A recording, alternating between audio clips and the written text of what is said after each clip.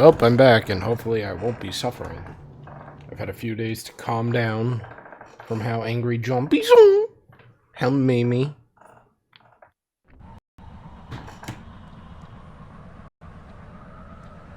Oh, that's right. I was thinking here, like, God, why so terrifying? And then I remembered it's because the sound effects aren't on.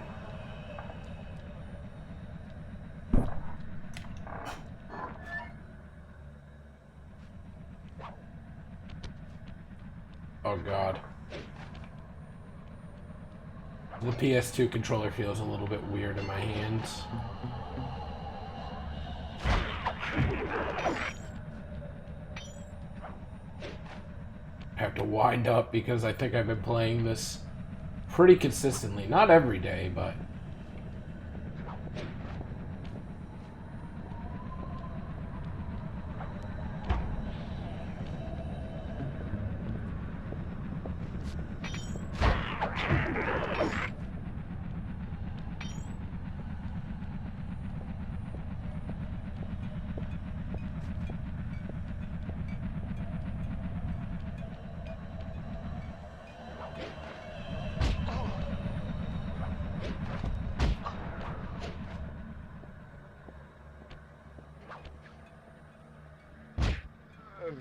Right, okay, so, great start.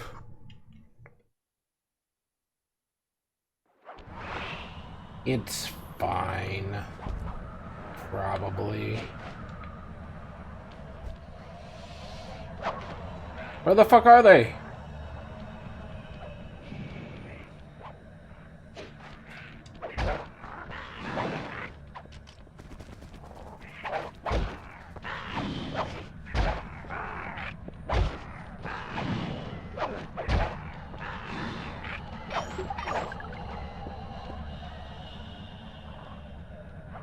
Up I go.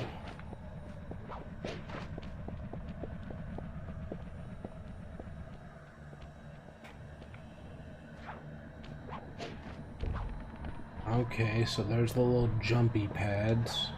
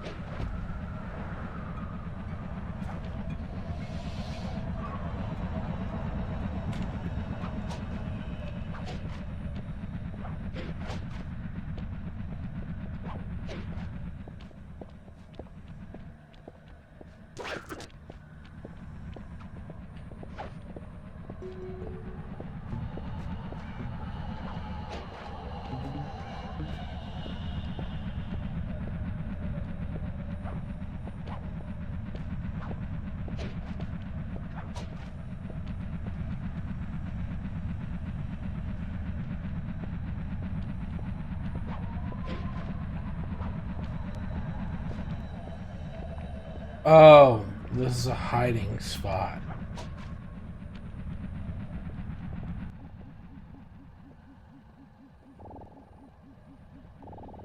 There?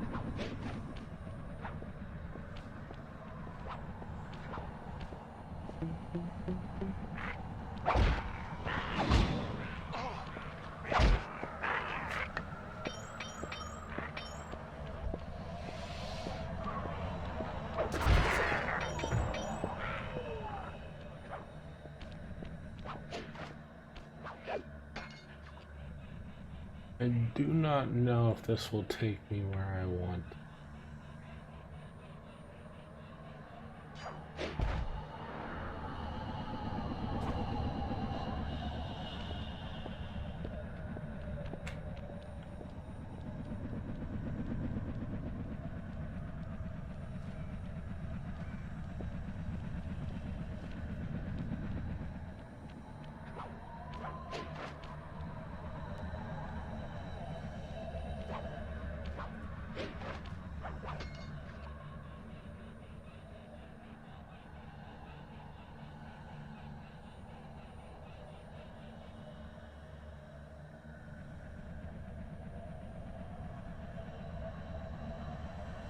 Where am I trying to go? Onto that tower.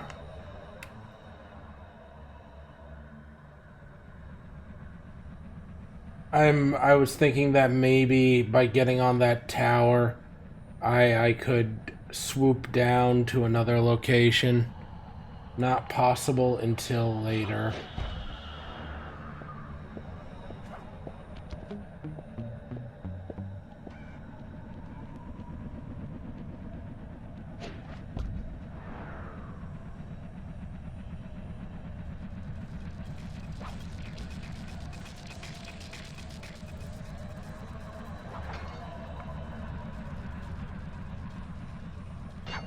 I'm trying to get all the bottles. I'm gonna give it one last really good try, but I'm gonna say that if I die 3 times, not including the time that I died already, 3 times, and I can't do it, then I'm just moving on because I am not sitting here all evening trying to do that.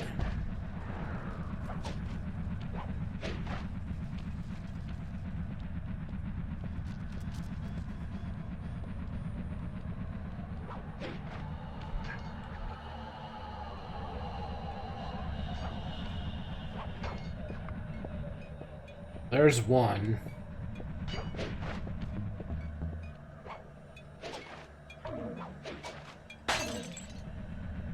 I know where one of them is. I think I know where the second one is.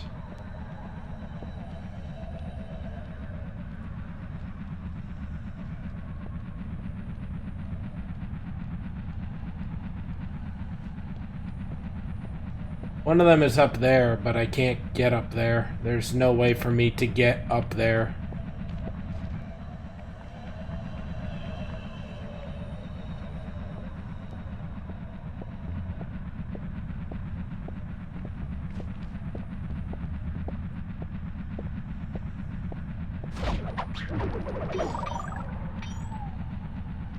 Up there, where that one is.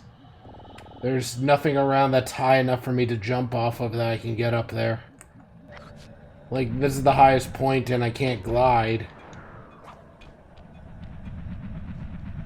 I can't get up there, either.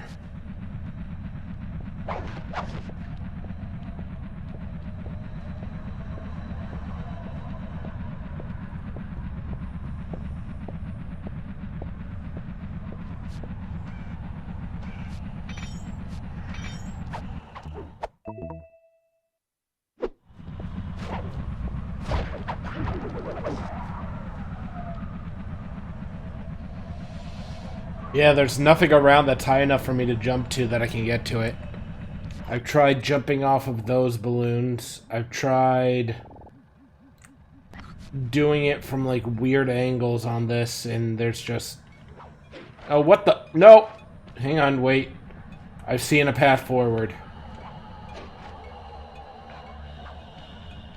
Through the power of cheese, all things are possible.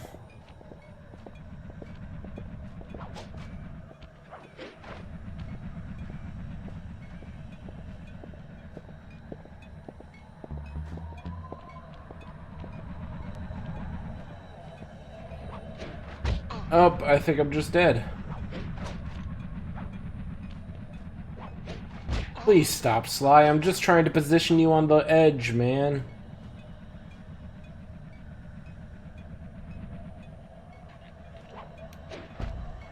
Okay, so that's too far back.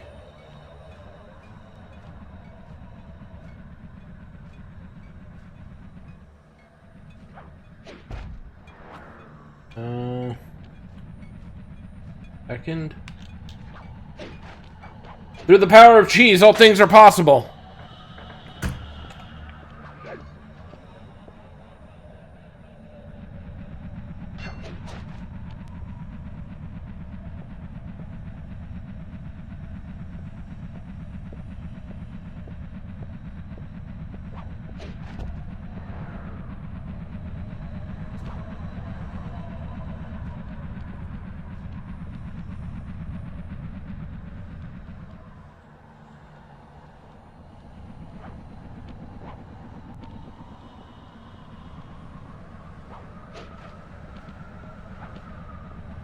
Now I just have to find the last one, wherever the fuck it may be, and I'm definitely dead from this.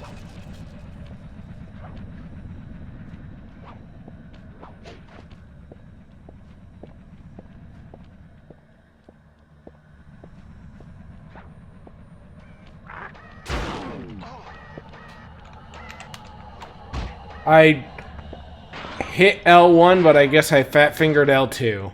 So, instead I stood in front of him and just took it. That's one, by the way. That still counts as one.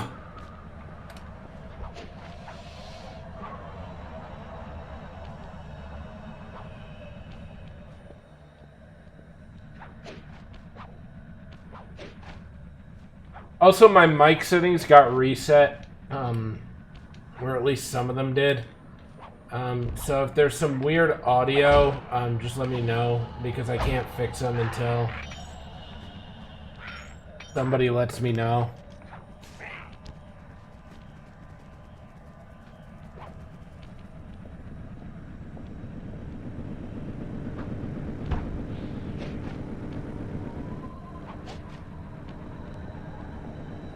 You don't hear a difference? The only thing that got changed was the settings for holds and attack time, it's called. Basically, how long my mic stays open for and how quickly it's going to try to mute something if I'm not talking. Stuff like that. How loud I have to talk to make the mic open and how quiet I have to go for the mic to no longer pick me up. It's really basic shit, but it's like, because it got changed.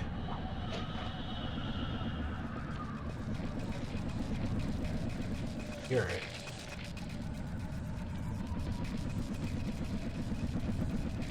Kill it.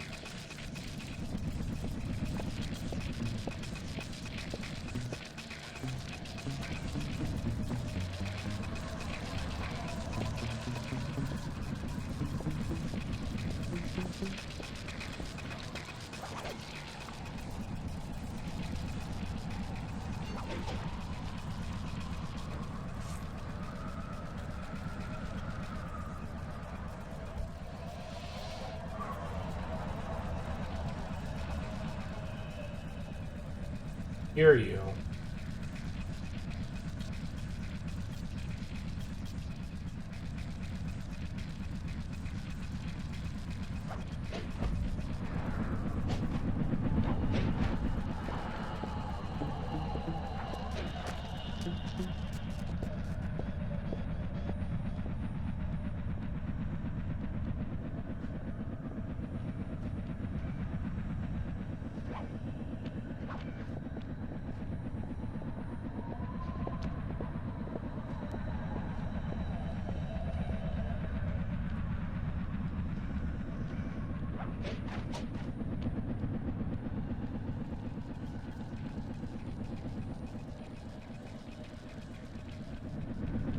It's above me, I can tell.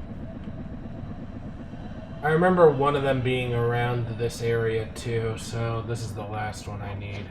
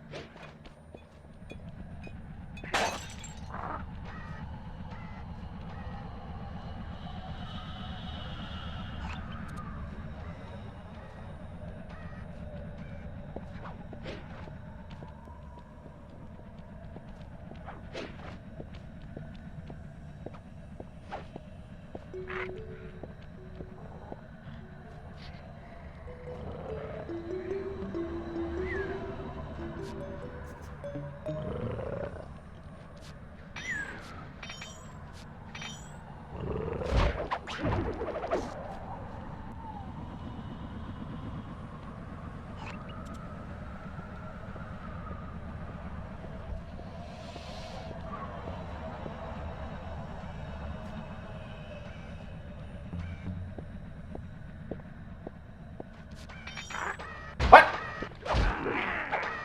Perish.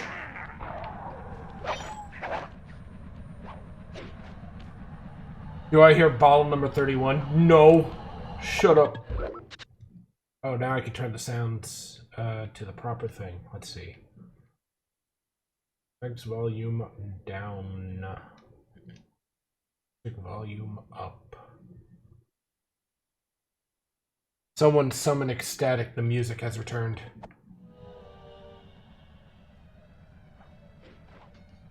Oh, it's really quiet. Hang on.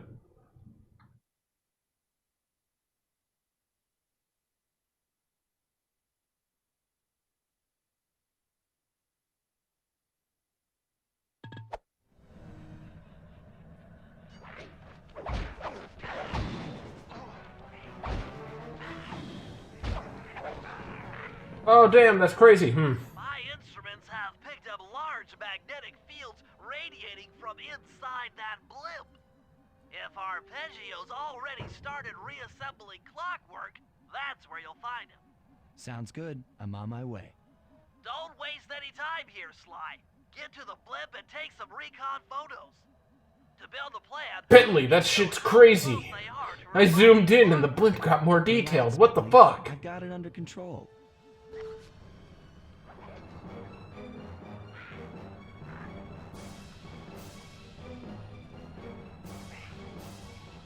Also, this is too quiet. Got so used to having everything at loud as possible volume that I want everything to be at loud as possible volume.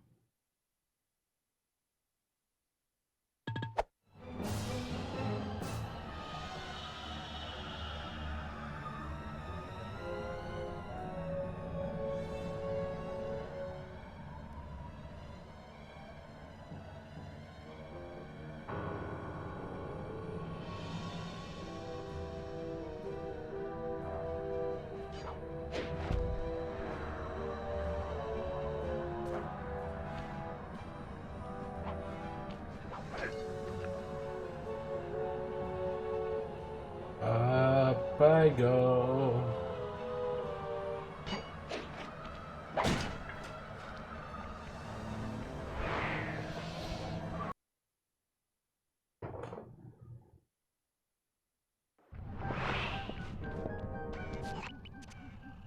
I had no idea they could reassemble Clockwerk so fast! Calm down, Bentley. He might be in one piece, but he doesn't appear to be, you know, alive. Let's stick to the format here. How about some recon photos? You're right. We need to be informed to create a plan of action. Try to get a shot of Clockwerk's head, a mech egg, and one of those spinning magnetic inducers. They seem important to the procedure, but stay away from the guards. If you get detected, we won't have time for a second chance.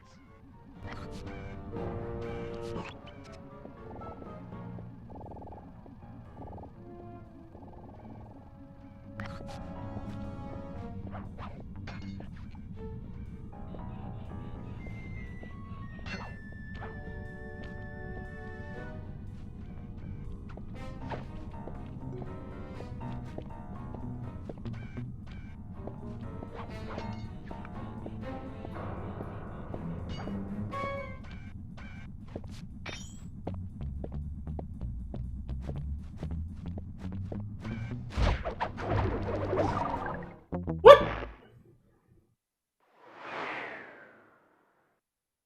It just said don't get caught. You mean I can't beat the shit out of these people? You're insane.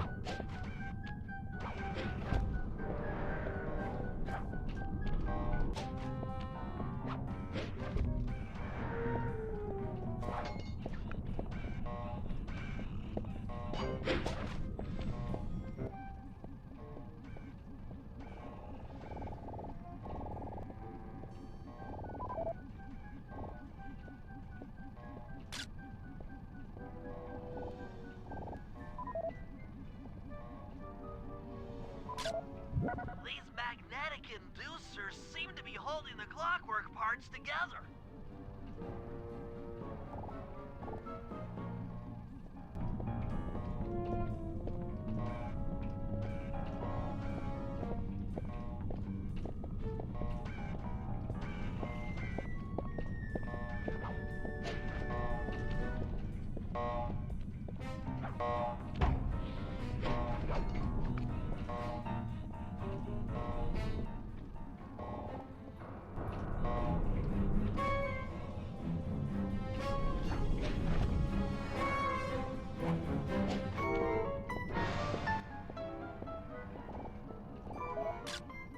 Clockwerk appears completely inanimate. We still might have a chance.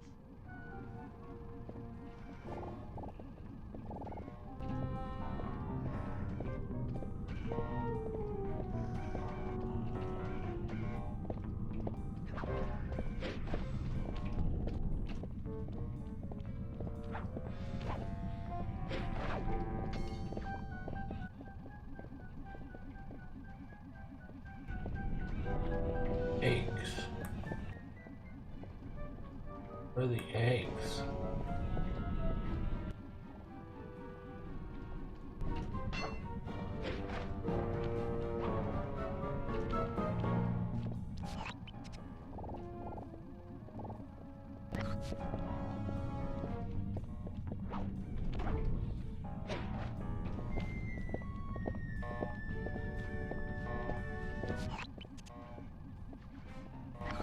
Have keys you need for later.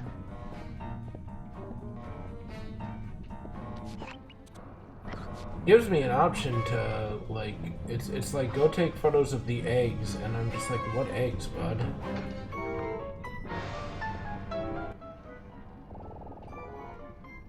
Oh, they're back near the start. Okay.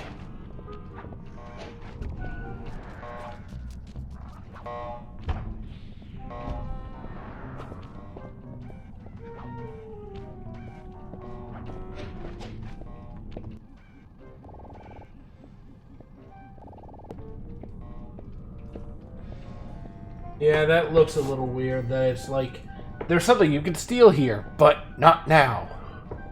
There's a time and place for everything, but not now.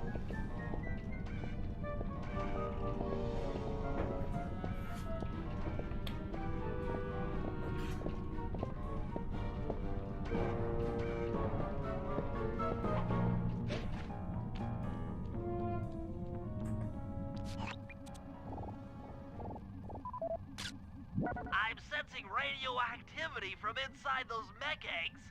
I wouldn't get too close.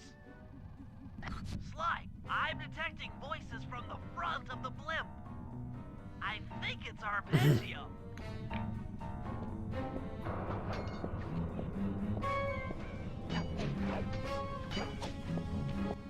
Front. Oh, way the fuck over there. I recognize those legs.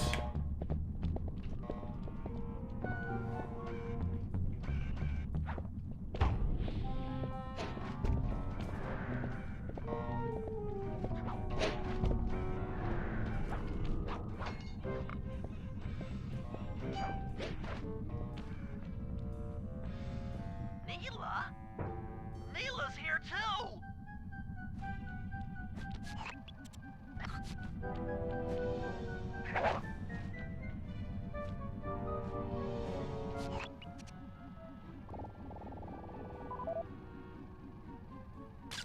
There he is, the mastermind behind this blimp and the source of all our problems.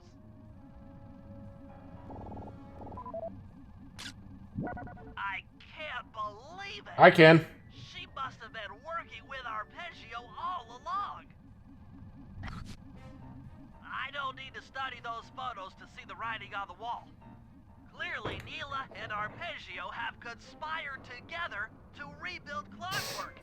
And it looks like they're dangerously close to realizing their goal. Look, Bentley, I know it's not your style, but I need a quick plan of attack.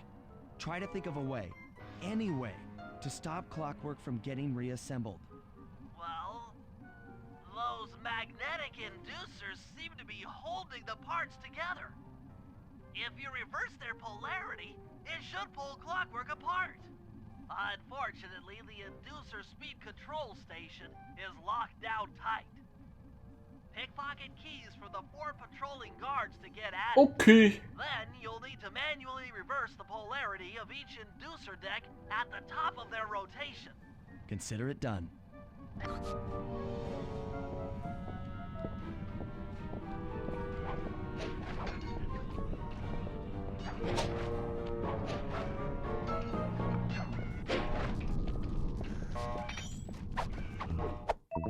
Got one.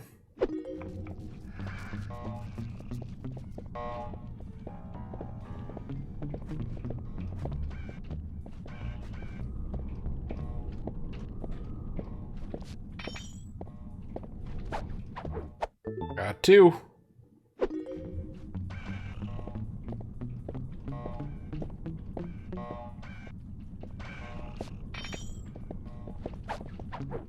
Got three.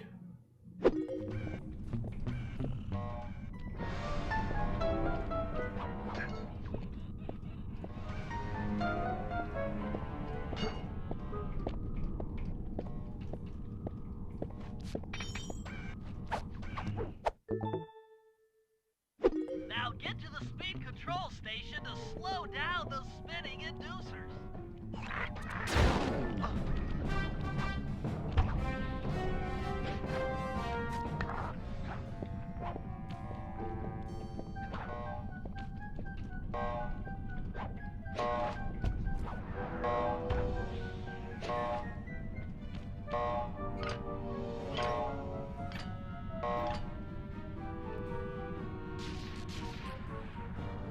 Now that the inducer decks are spinning slower, get up there and reverse the polarity of each deck.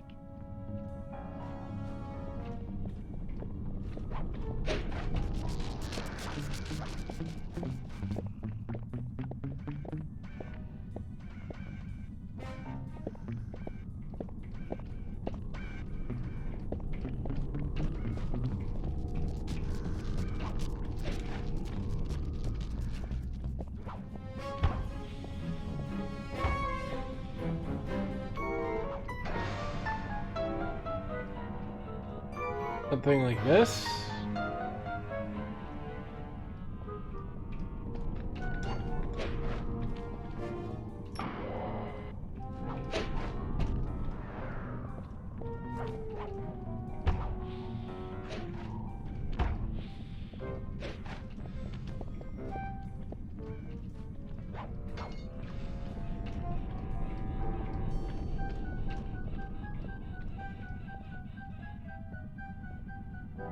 And now we play the waiting game.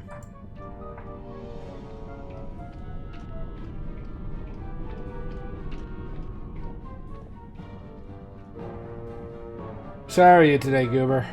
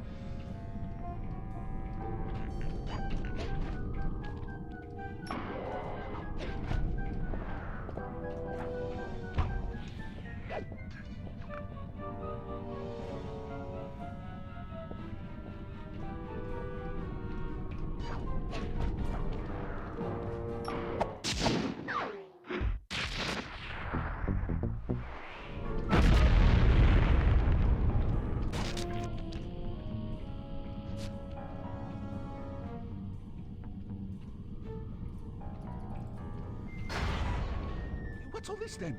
The magnets have been reversed. But... by Jove! It seems to have locked the clockwork parts into place. Excellent!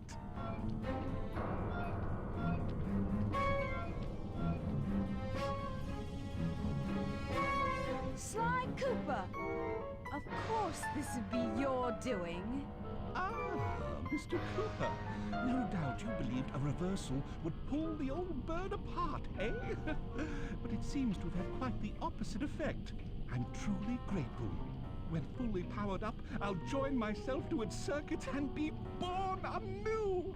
All this because you can't fly. You're pathetic. Immortality! Immortality is what I seek. The other Claw Gang members were much too short-sighted. They were satisfied using the clockwork parts to drive their various trivial schemes. But not me. No, I saw them for what they really were. The keys to life eternal. So, what? You had Neela put me on the scent back in Cairo, and then waited while I stole the parts from the other Claw Gang members. All the while not arousing any suspicion that you were behind it all? You make it sound easy, Cooper. I had to carry your pathetic gang through that first set of heists. I was overjoyed when Arpeggio let me toss you in jail. I could finally go after the parts myself. Ah, but acquiring all the parts was only half the equation. Think, Cooper. What kept Clockwerk alive for thousands of years?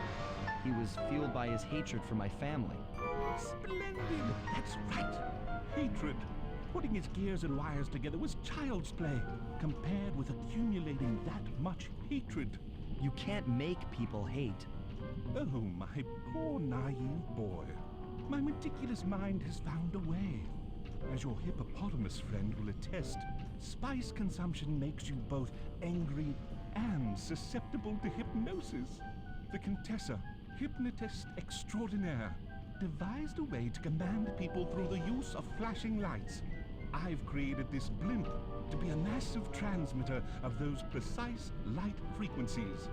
The only problem I faced was finding a suitable source of light waves. The Northern Lights. You've been collecting Northern Light energy so you could hypnotize everyone beneath the blimp. Ah, hypnotize those who'd eaten food covered in illegal spice. Thank goodness for Dimitri. Through his nightclub, he got the whole city to consume the spice. You're going to Paris to unleash a hypnotic light show of hate. That's outlandishly cruel. Cruel, perhaps, but necessary to give Clockwerk his spark of immortality. Ah well, my new body awaits me. Be a dear, Neela, and keep him covered. Ta-ta! Stupid Arpeggio. I double-crossed the Cooper gang, Interpol, and Carmelita. What made you think I wouldn't do the same to you?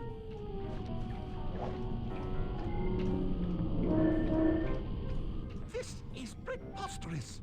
You're my protege, not the next candidate for my immortality. I demand you exit the Clockwerk frame or... Did she just kill him? Oh, he just dead. He just straight dead. Is born.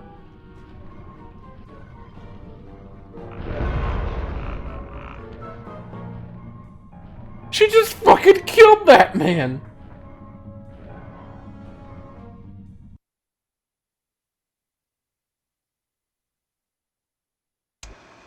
As we all know, things are looking grim. Neela has joined herself to the Clockwerk frame, and the Union has produced Clockla.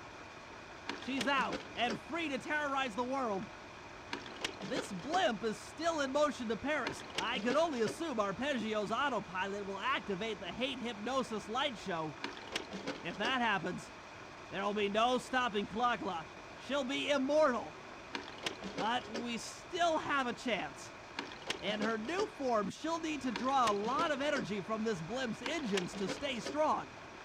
If we can disable the engines, that should be enough to weaken her to a state in which we can attack. Getting at these engines will require all three of us to work together in perfect harmony. We've pulled off some tough jobs in the past, but they were just the warm-up round for what we'll be going through tonight.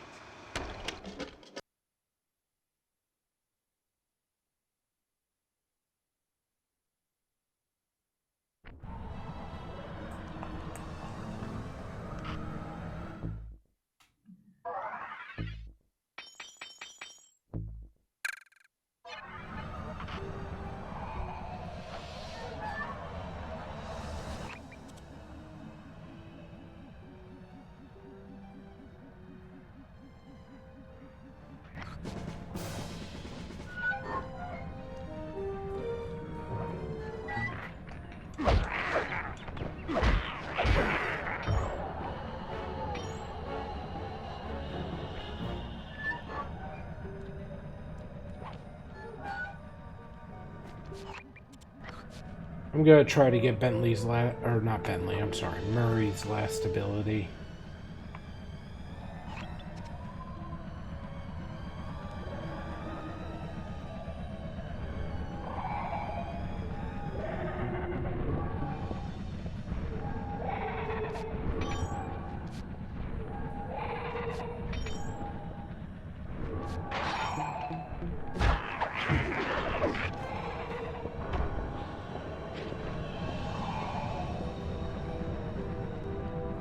Will she attack me?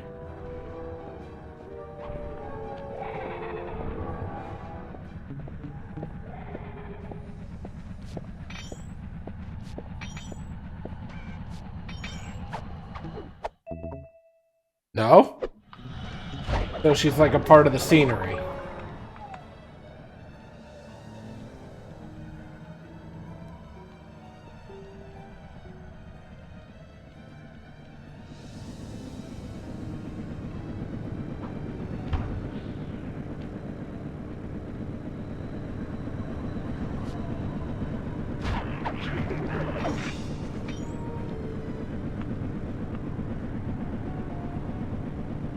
But watch out for the mech eggs.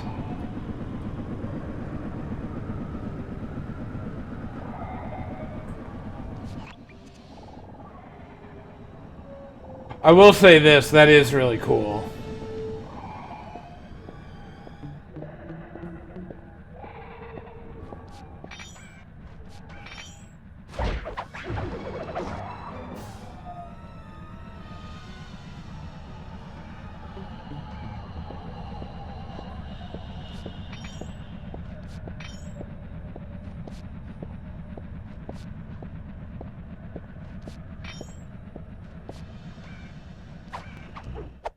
What are we talking about? I was talking about, how Clockwerk looks actually really cool flying around this stage.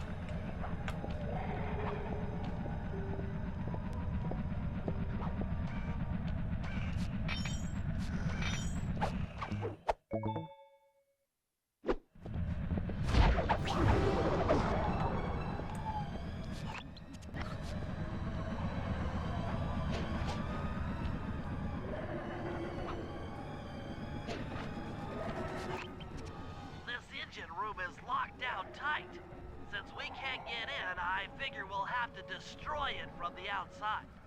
I hope you're carrying some heavy explosives, Bentley, because that engine isn't small. It just so happens that there's a ready supply of explosives already available on the planet. How convenient. Walk one of these TNT barrels up to that engine room to destroy it. Sounds easy enough. What's the catch? The initial payload in that TNT barrel won't be powerful enough to do the job. If you pick up 3 magnetic chargers, you should achieve the necessary blast Oh, to fucking destroy the hell. engine. It's simple, really. Just get close to the chargers, and they'll automatically attach to your barrel. All right, let's blow stuff up. I do not like the idea of how this is going to go. I do not think this will go smoothly, Bentley.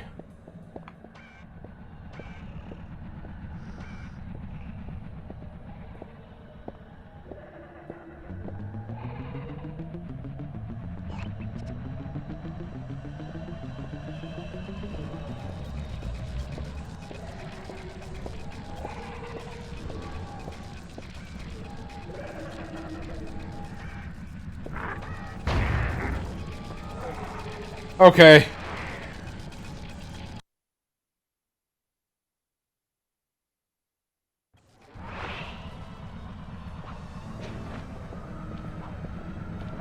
Whoop. Oh, there she is.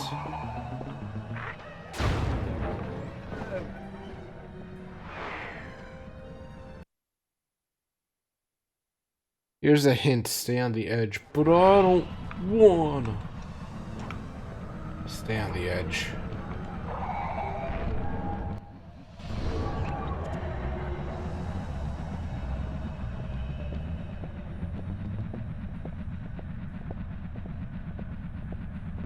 Oh,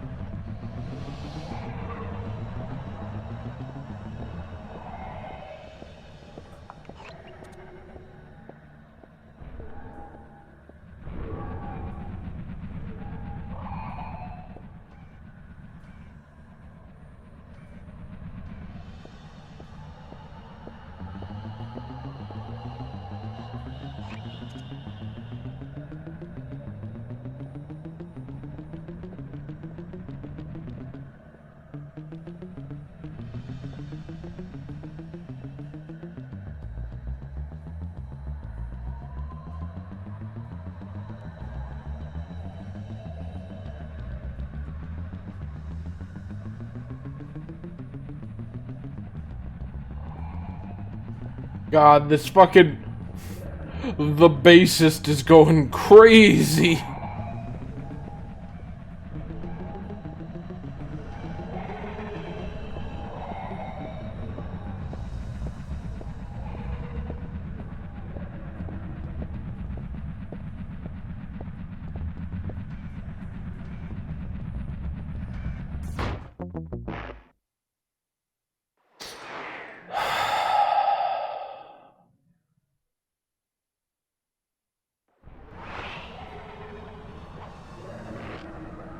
Oh, good, it check marks. Or checkpoints.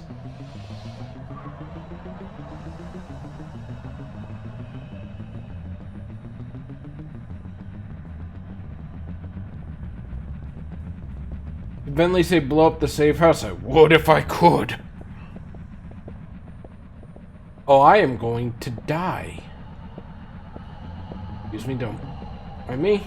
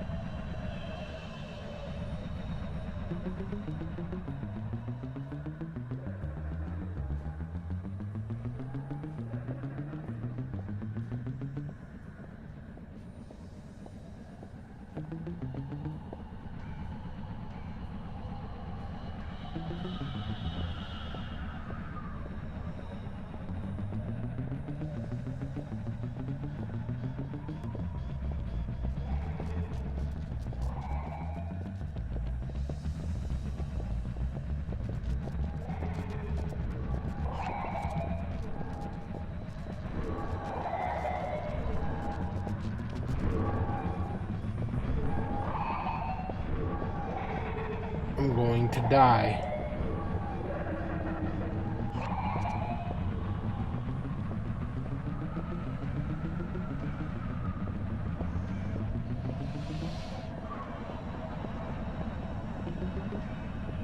There.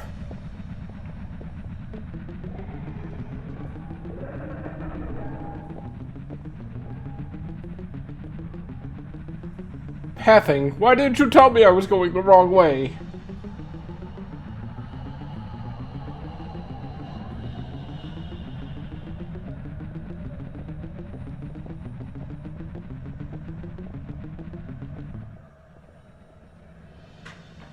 Wait, actually, how the fuck am I supposed to get up there?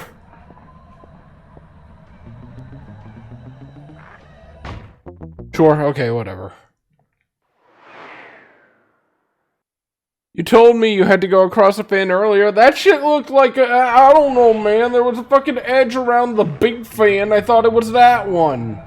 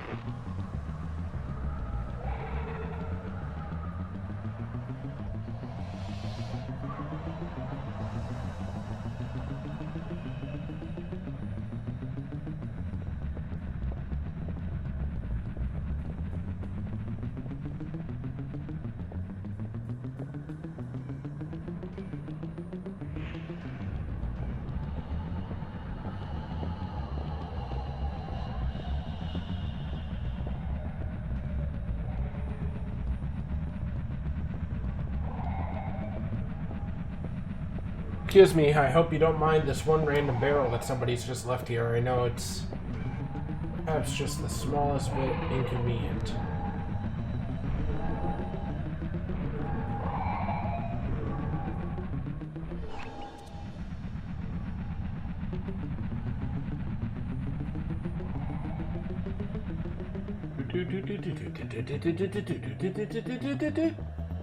I picked this one by chance. I'm kind of glad I did.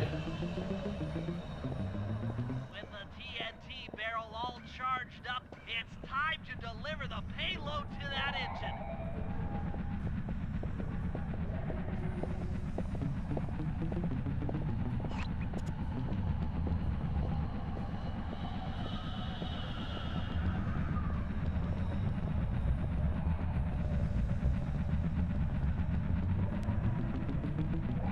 with arms wide open.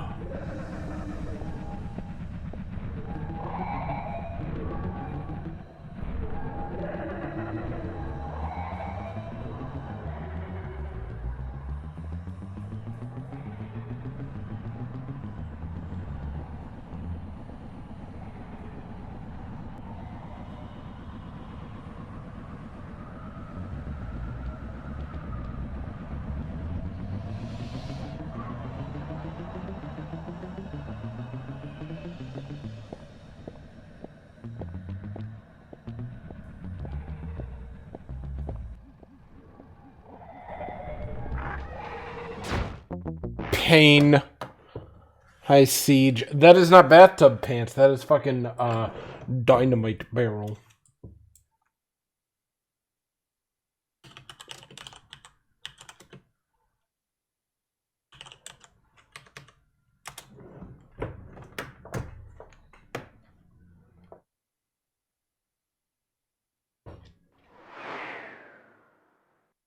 How are you, Siege? With the TNT barrel all charged up, it's time to deliver the payload to that engine. Well, you can tell by the way I do my walk, I'm a woman's man. No time to talk.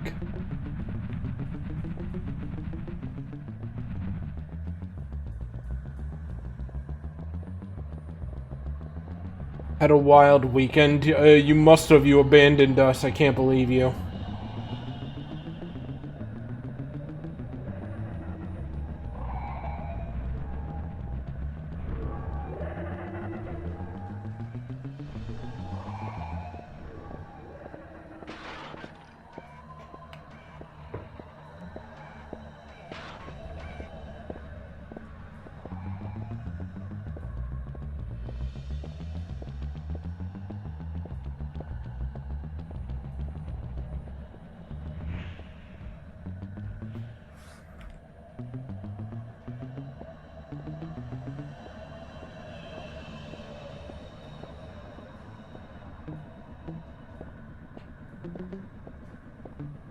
Oh, do I just jump out here? Wait, hang on. Where's she at? Where that bitch at? I hear you, bitch. She in the walls! Yeah, wait, I'm waiting for this bitch to fly over.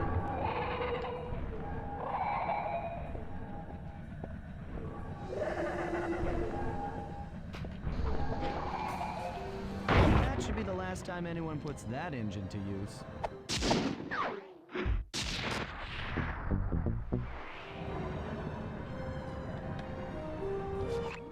Okay, what else do I got?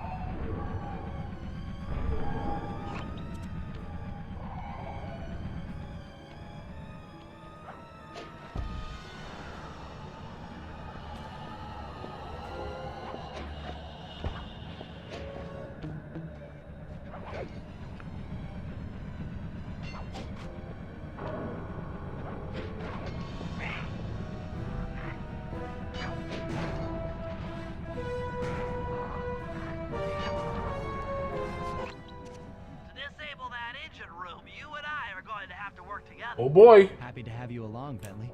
What do you need me to do? Pickpocket the guard's keys to the engine room. Once you've got the door open, I'll take over. Okay, you should take your position. It's not gonna take me long to lighten these guys of their keys.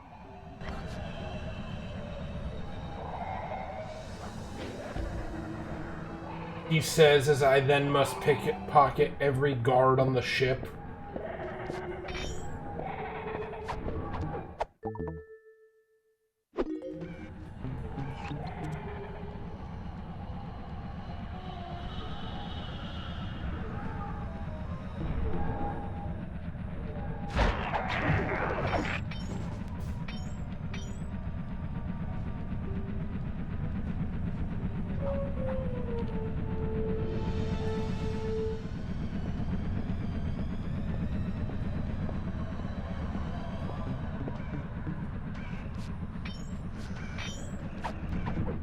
Thank you.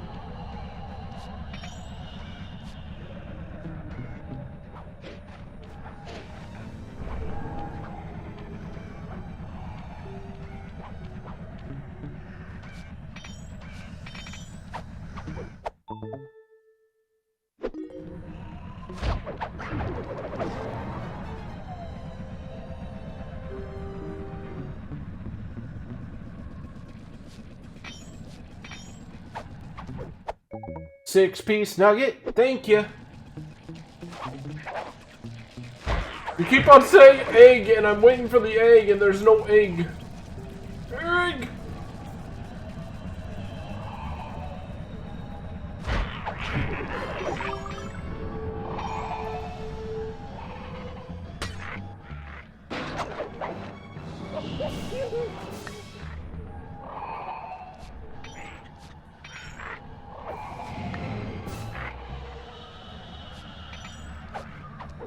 Thanks.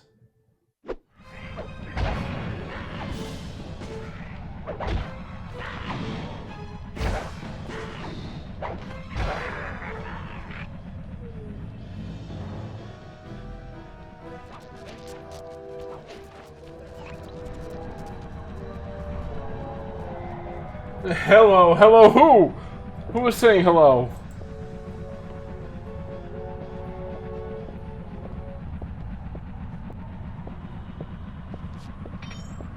Are you greeting the guards? Are they going to hell? Are you there to greet them?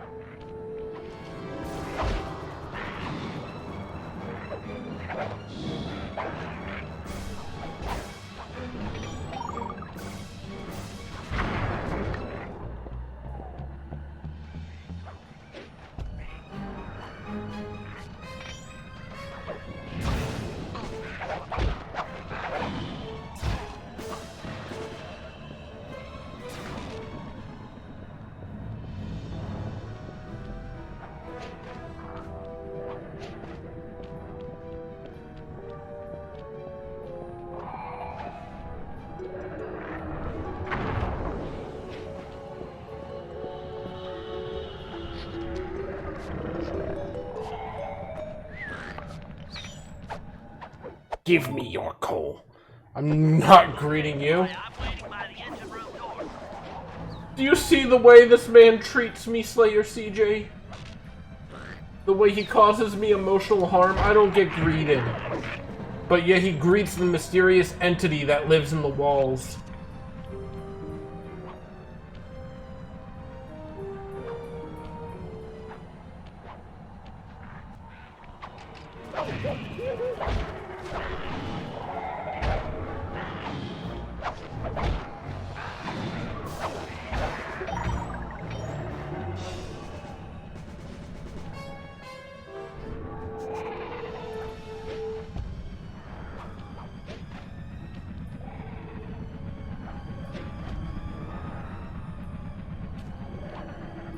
Deal with it. I will not. Stop perceiving the imperceptible and greeting it.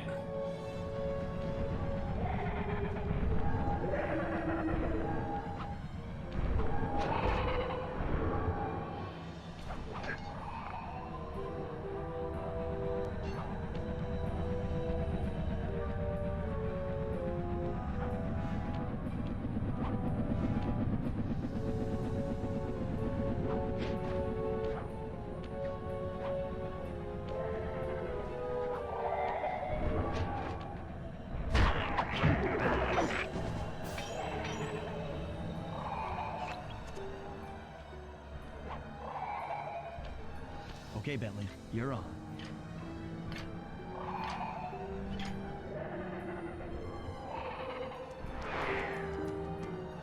He manifested from nowhere. Hey, Bentley, I'm looking at these, blueprints, and I think you've got to shoot out all the bulbs with your dart gun to get up to the second level. Here's the hard part. Once you shoot a bulb, you'll need to then take out the bulb the electricity is going to. If you miss and break the wrong bulb, there'll be a big power surge and kablam!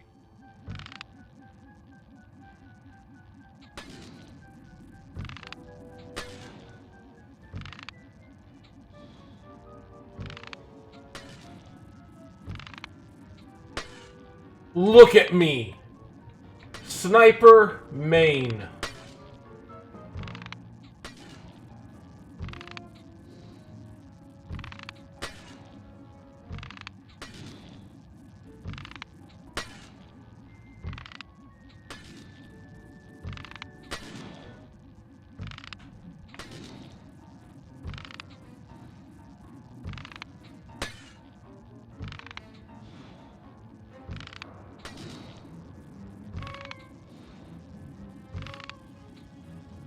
God, they move slower than I think they do. God.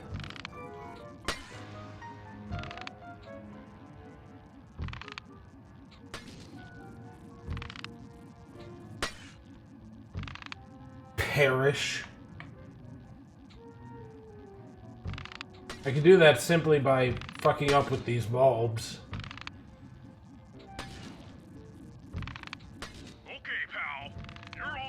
Bounce up to the next level. How the fuck do I do that? Oh. Oh, oh, oh. Boing. I'm reading this right. It looks like you need to bomb those power nodes to get into the control room.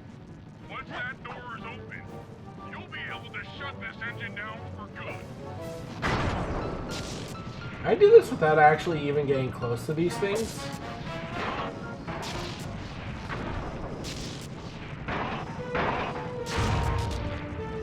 That's funny.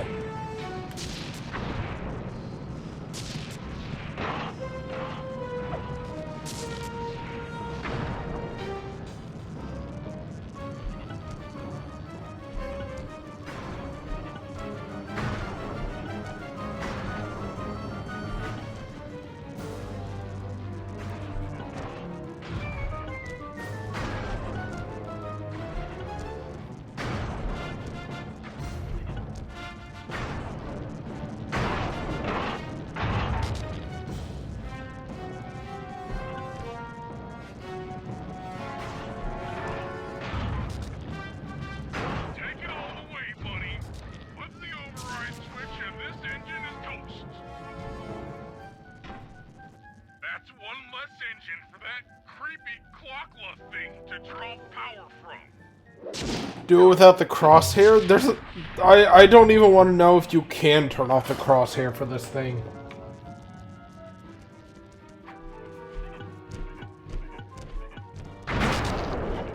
There. It's broken forever.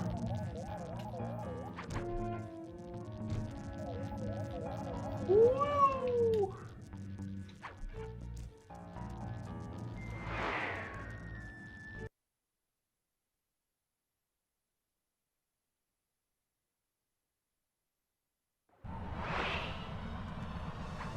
Oh, and now I'm just... Okay. Well, I mean, as long as I'm already Bentley, I might as well.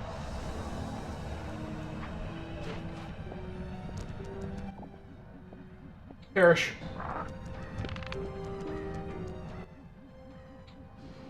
You fool! Your soul is mine!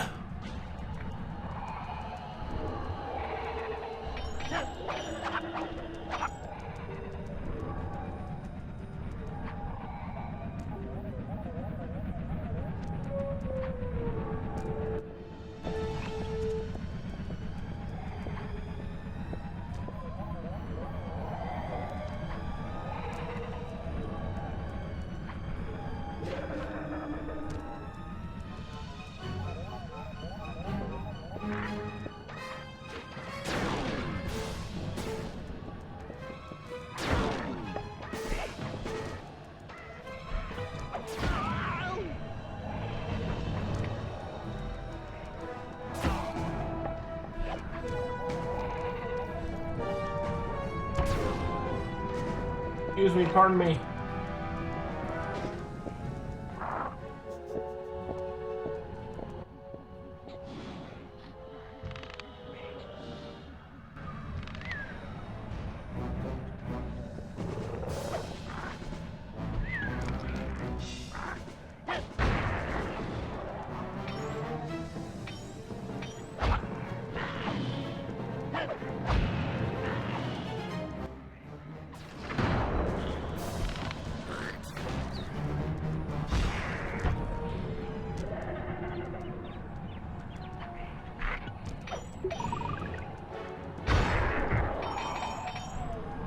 I win.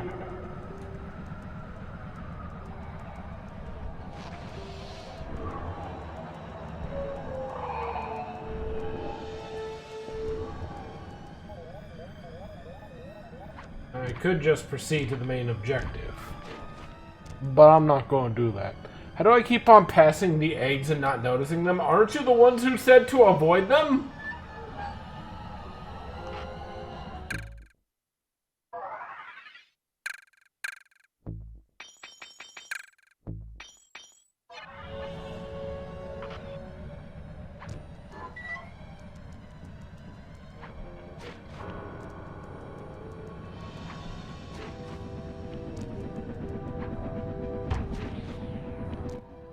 That's one of the engines that needs to be disabled.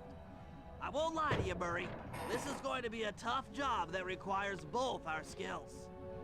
Murray in these videos always looks like a boomer who's FaceTiming for the first time. The engine room. Then Murray, you'll need to head inside and use your muscle to finish the job. The Murray will be ready to go.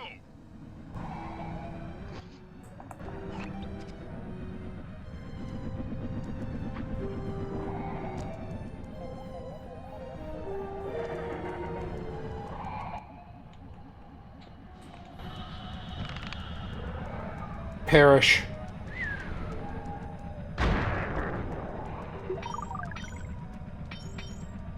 You fool!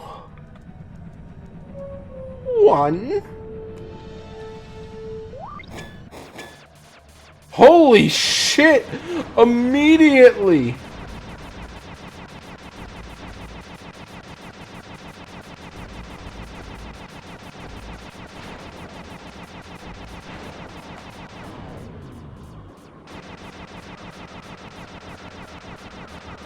Damn, where were these ricocheting bullets when I needed them in all the other levels?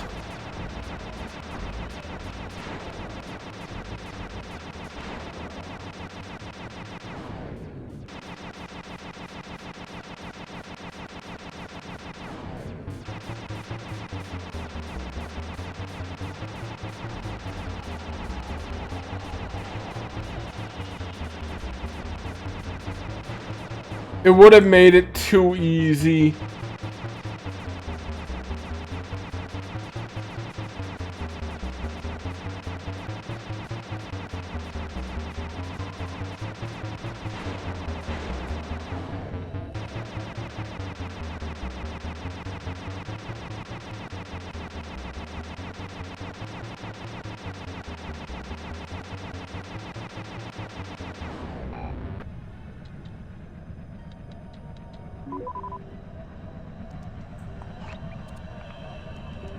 Oh God.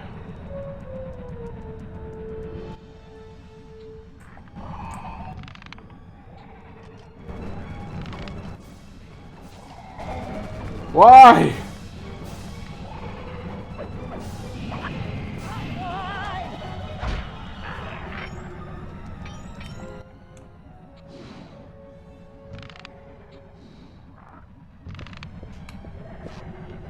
Your soul is mine. Ooh.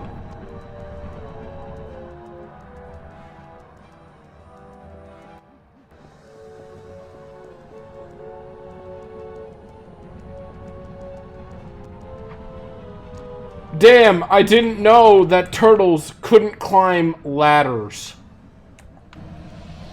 The more you know. perish.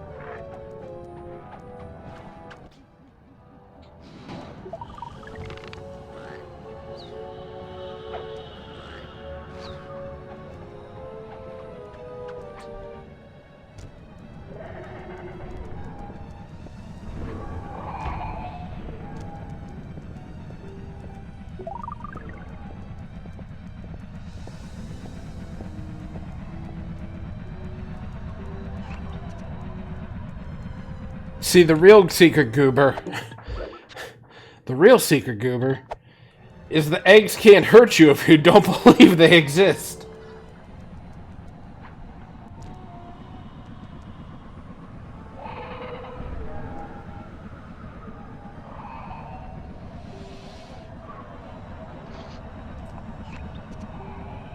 Bentley is, but they do, they don't. See, I don't believe that eggs exist at all, real or fictional, and they can't hurt me.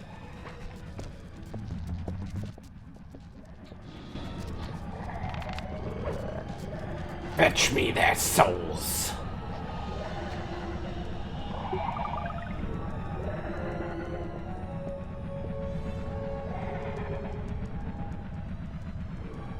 Also, because the reason why that's shitty is because Bentley, in fact, does have hands and feet, which means he should be able to climb a ladder.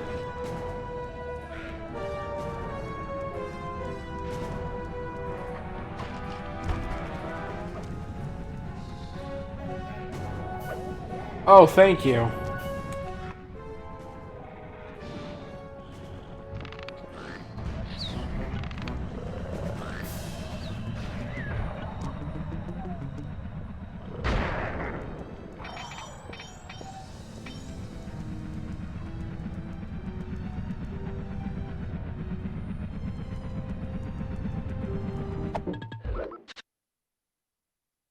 Realizing that you do believe they exist just simply by calling them by their names, eggs. See, there's a lot of things that you could say the name of that you know doesn't exist. For example, let's see here. Basically any sort of like media thing, so like Chewbacca. Chewbacca doesn't really exist. Same for Bigfoot and, you know, let's see here. Queen Elizabeth, the Easter Bunny, the Tooth Fairy.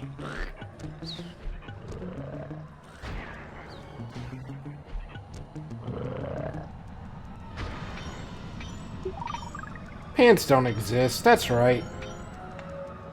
They're just outer, they're like an outer layer of skin. They're like a shell.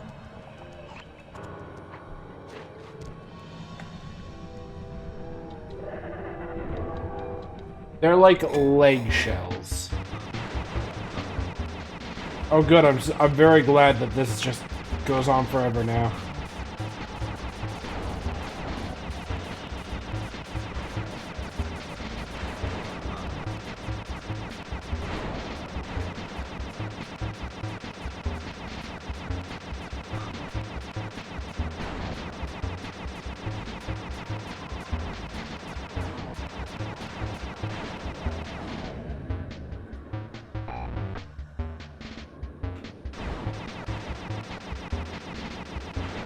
Eggs can only hold sway over you as long as you acknowledge and believe in their power, which I don't. Eggs do not hold any power nor sway over me. I do not recognize their authority nor their existence.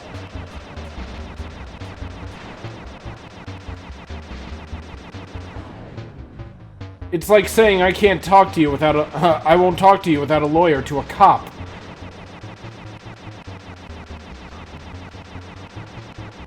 If you simply tell a cop you won't speak to them without a lawyer, it's the equivalent to telling them that they have no power here. You take away their power because you don't believe in them nor recognize their authority.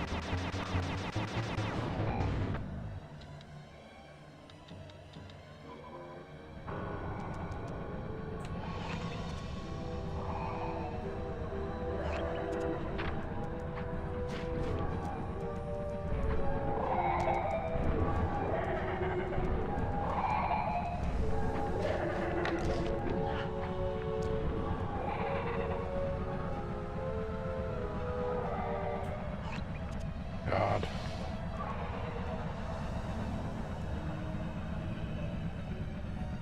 Turn a little bit faster, please.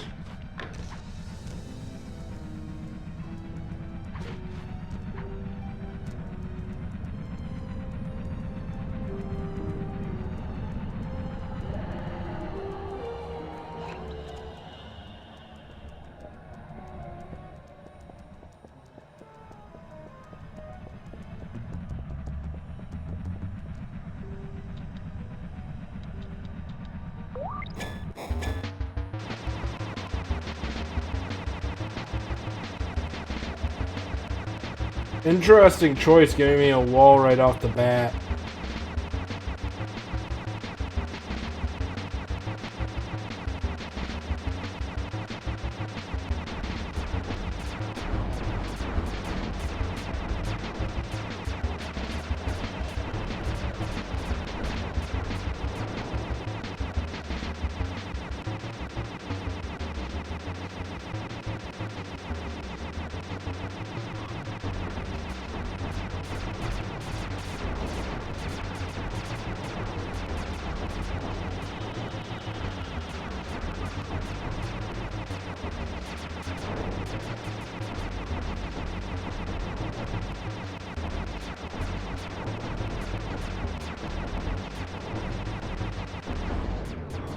Whoop!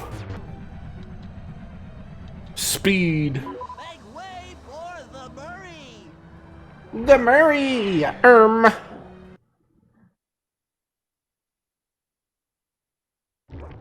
pal. Looks like you'll need to lift all those giant cylinders. Once they're locked in the up position, you'll be able to take them out from the top level. Ouchie.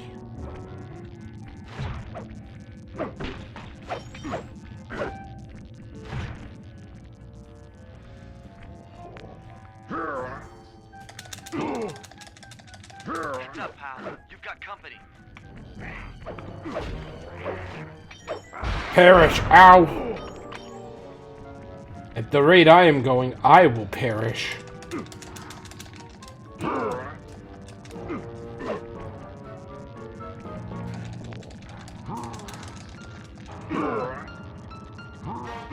Thank you for being polite enough to wait.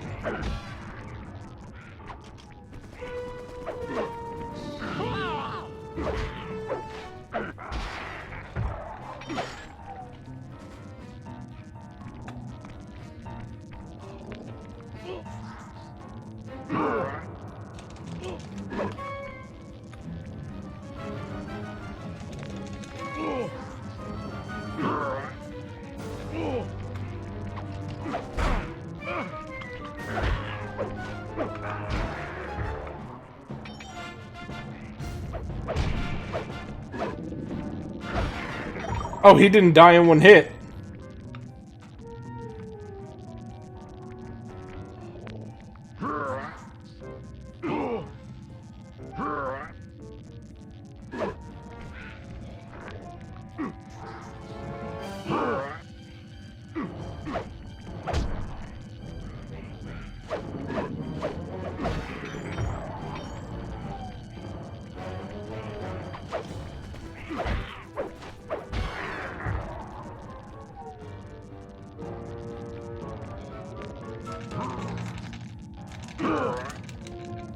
Nice work. Head up to the second level and thunderflop on the giant cylinders. That should finish them off.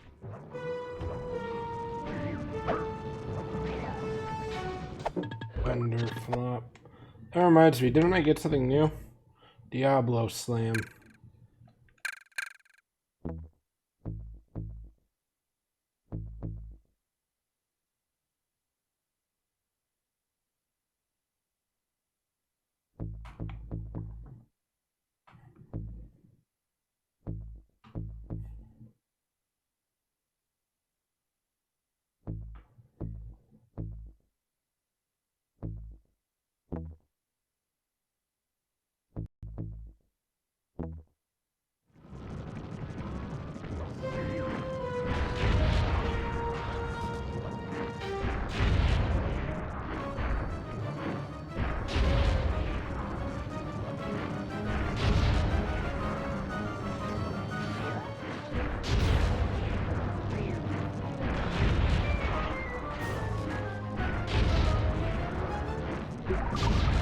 Perfect. Now, head into the control booth and pull the plug on this thing.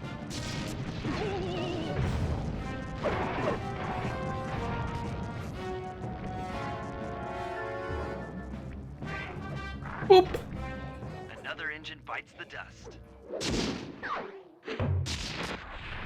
And now I'm Murray! Let's fucking go! The Murray cannot be stopped by such things as guardrails.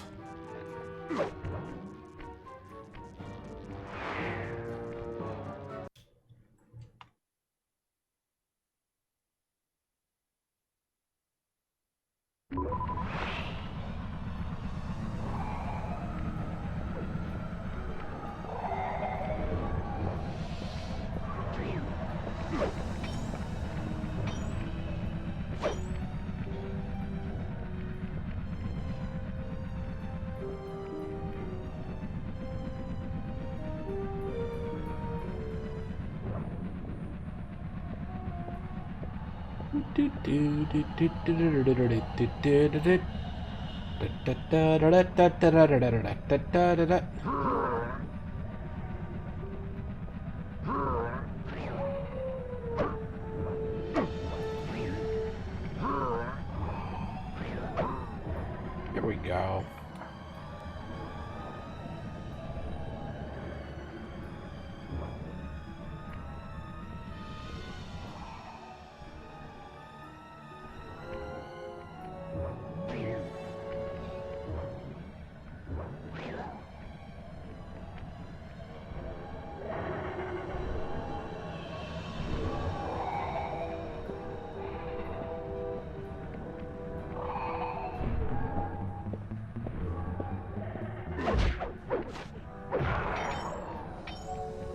That was a pretty... it was cool.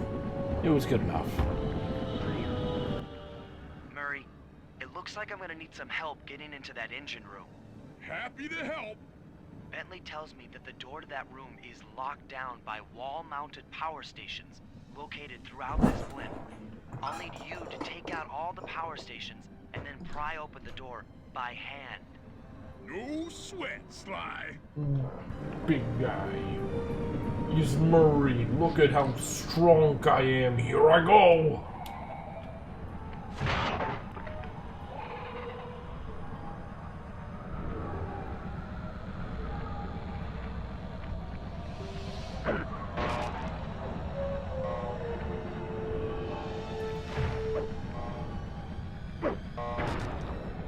It's still... Hang on. Sorry. Sorry. Hang on. There we go. I was probably meant to use the egg. Egg.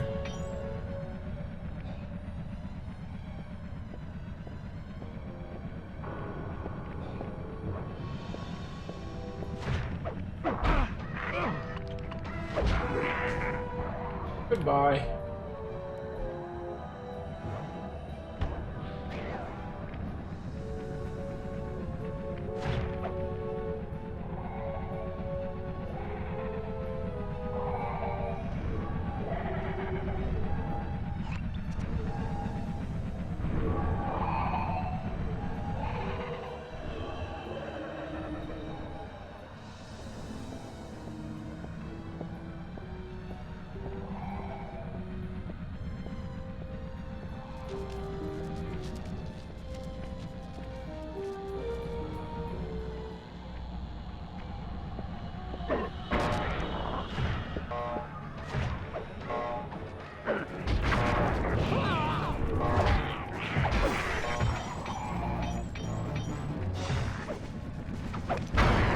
We're both dead, Jim.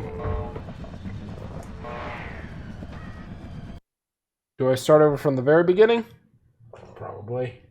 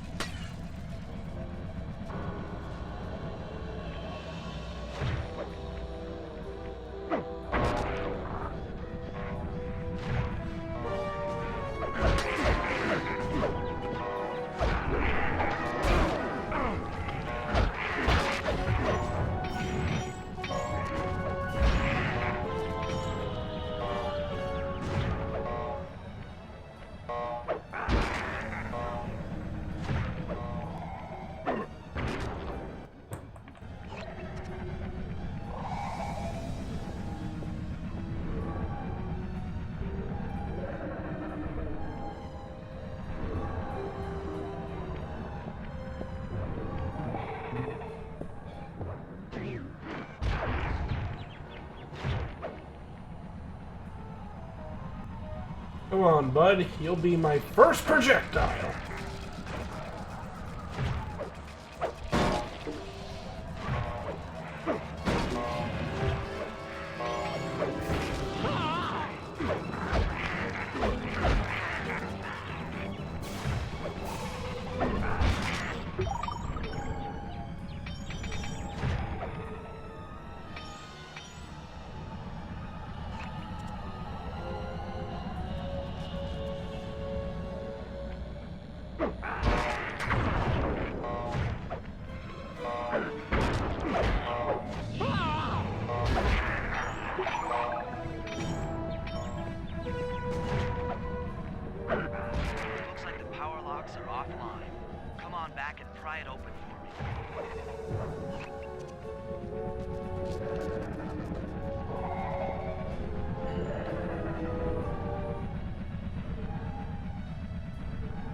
By the way, Goober, where is the actual safe? I've not seen it yet.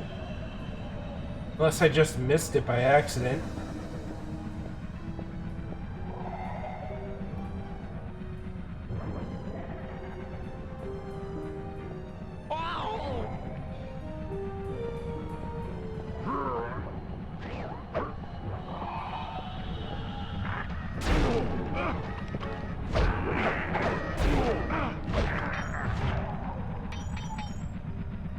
Go find it. Have I not come across it yet? That's all I need to know.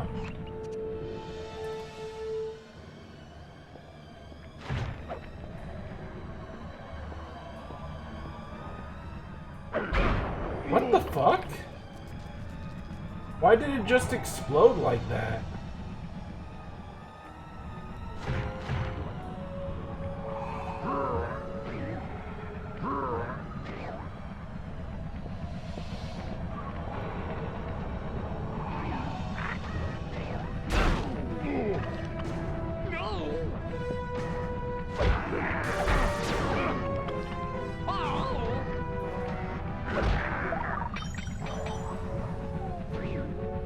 Actually, you know what? It's ironically just faster to die here. He threw it. I threw it away from me. Why did it explode on top of me? It doesn't make sense. Looks like the power locks are offline. Come on back and pry it open for me.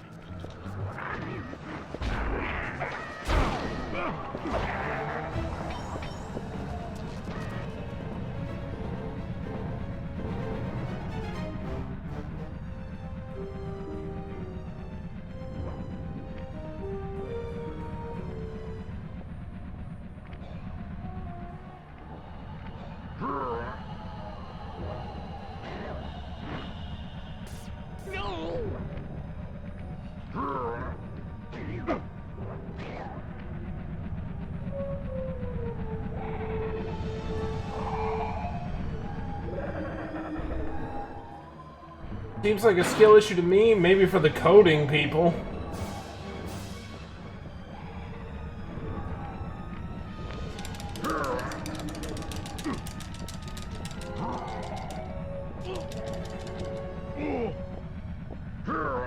Your turn, buddy. He jumped through the bar of the door that I just opened. What the fuck?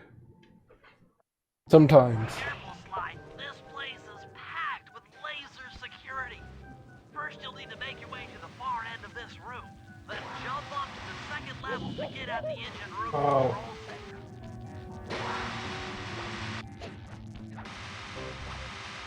I didn't.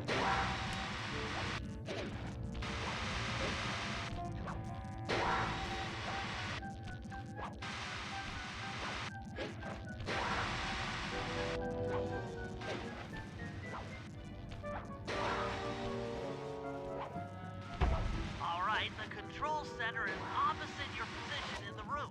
With some well-timed spire jumping, you should be able to get access.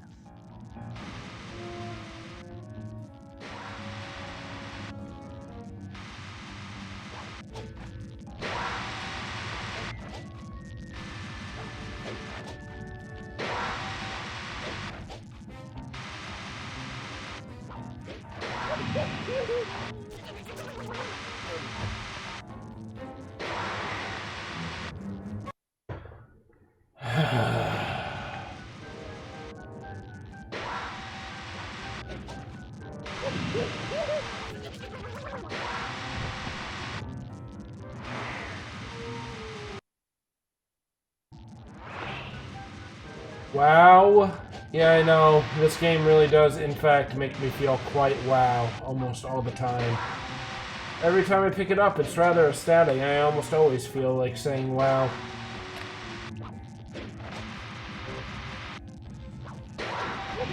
Oh, please just go a little bit faster.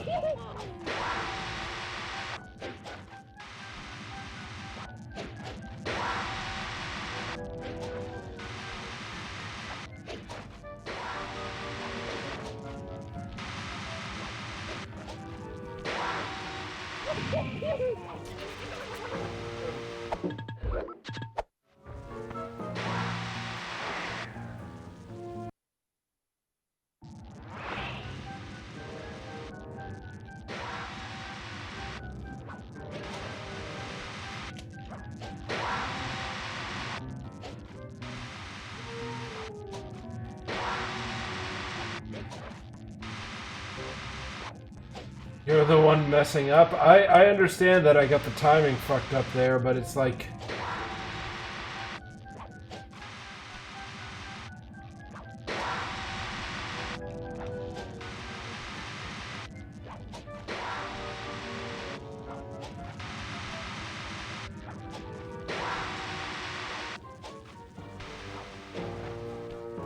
That Arpeggio really knew his encryption algorithms.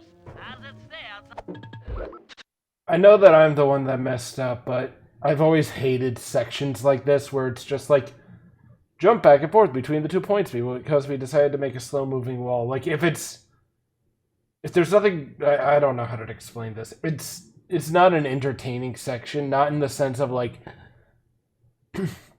how to say this? I get that if I don't jump to the right point, I will perish, and that's whatever. But it's boring. I'm only 86.5% convinced the code to the vault is 725. Shadow power? What the fuck is that? You've got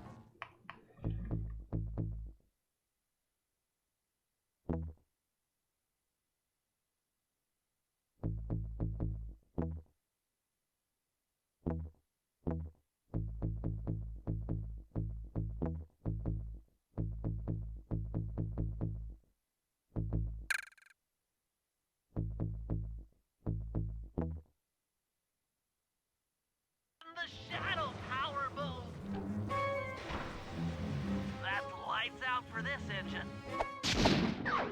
And now Clockwerk is fucked up.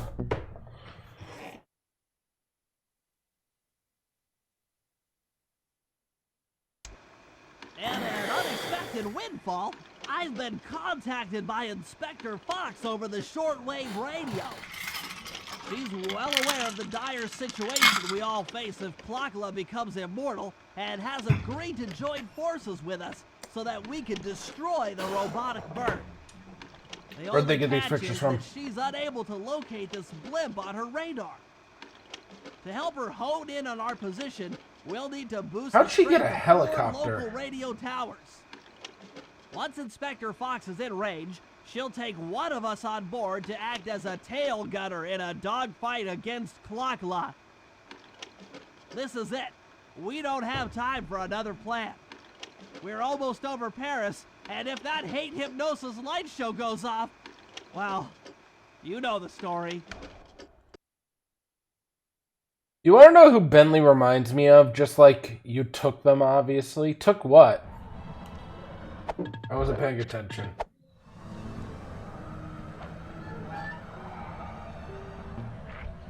Okay, Sly. The photos, no. Send Carmelita a radio pulse so she can home in on the blimp. To do that, I'll need you to get on top of 4 very tall towers. They are too big to climb and too tall to jump up normally. What's this all got to do with this thing you've got me wearing? It's an experimental mega jump pack. By pressing the R2 button, you'll perform a huge jump, so be careful. All right, sounds like fun. Paris. Where are we going? Paris.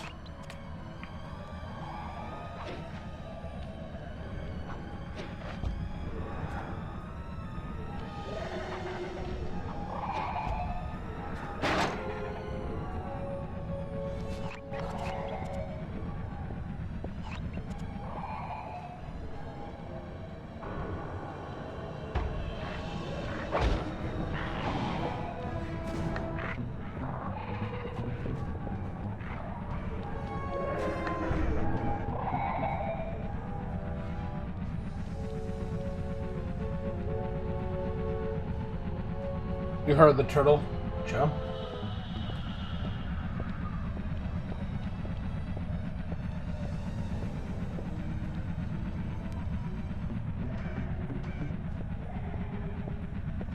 I'll consider it.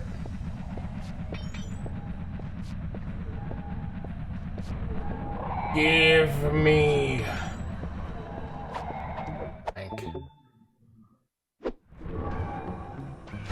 Yeah, I don't listen to Nerd Siege. Actually, Sly, actually,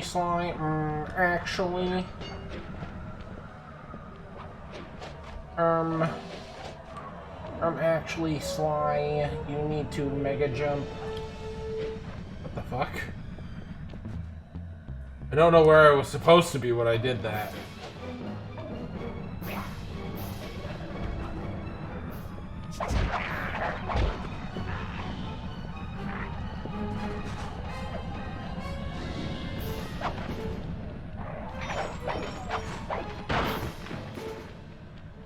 Right here? Oh, what the? How the fuck am I supposed to get up there? Unless I'm supposed to do it from on top of this thing. Weird choice, but okay. Okay, now that I've destroyed the railing, maybe it will let me up? Okay, not it. There we go.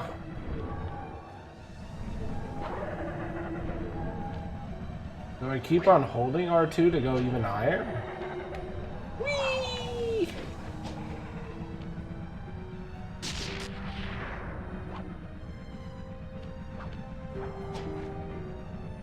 No, why would you do these things to me?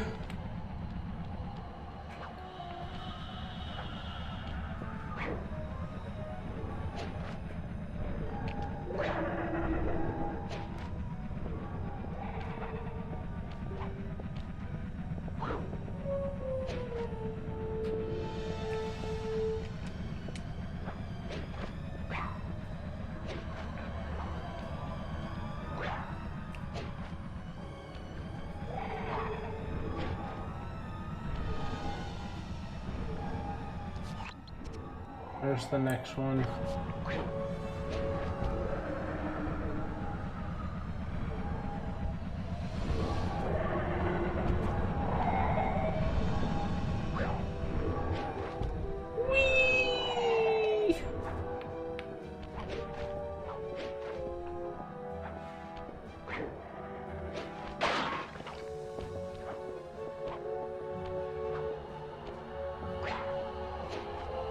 Actually, Sly, just jump. Just die. Have you considered just dying, Sly?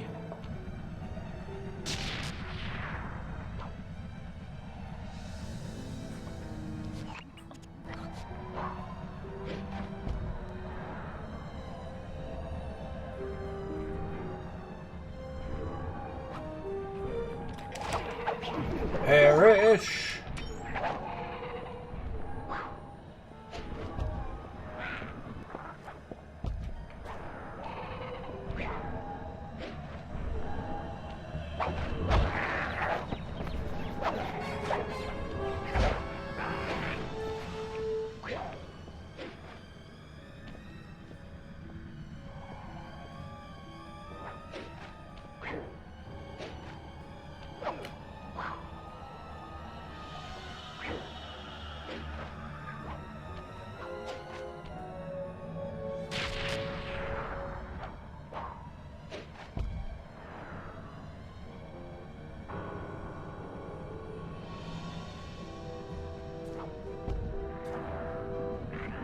What the fu- Oh, okay. I thought I could land on those because I thought I had done that previously. I guess I'm wrong.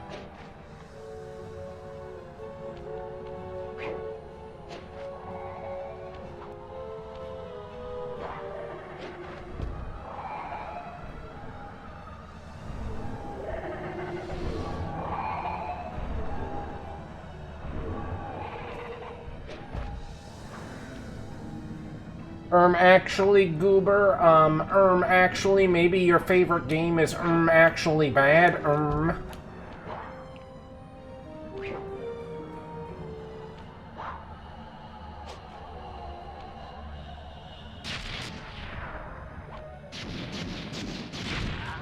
Looks like Carmelita has picked up on our signal. Damn, we go to the Tower of the Gods.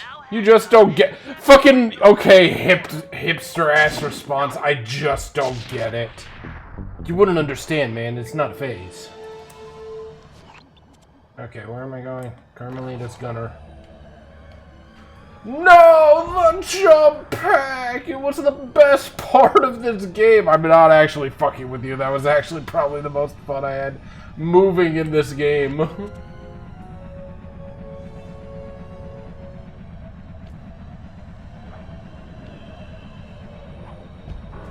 Oh, whoops.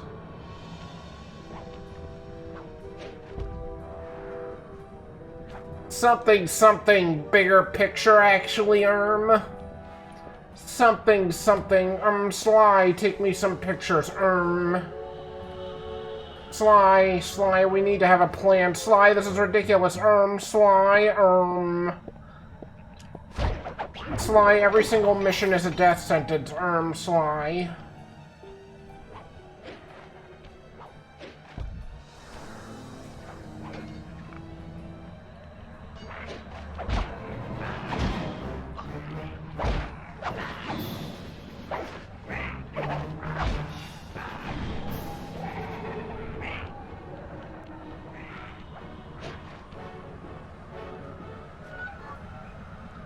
Bentley posting to IG before IG. Bentley just sitting there while Sly's on the fucking helicopter. Sly, World Star, World Star Hip Hop.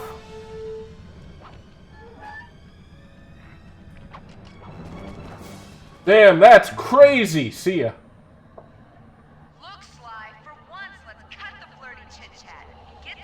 I like how she admits we've been flirting. Jump in and grab the gun. We've got a bird to take down. That's not flirty chit-chat? Actually, It's been a minute, hang on. Hang on, Carmelita.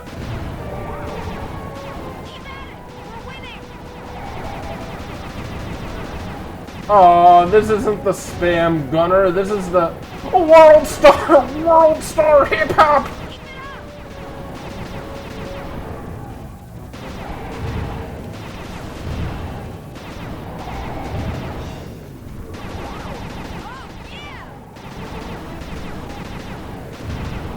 Murray's your hype man. Bentley's just sitting there. We're getting through.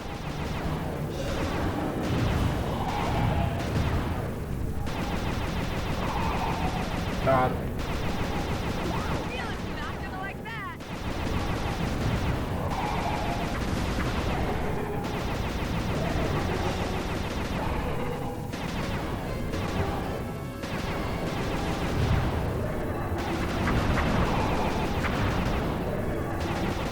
Looking good. All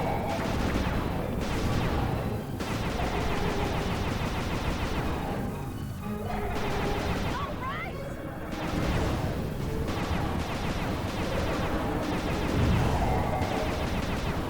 Come on, Cooper. Oh, what am I supposed to do there? Great.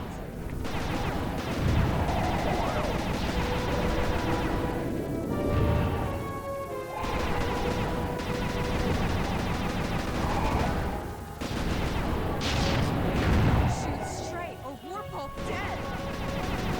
That should get her attention.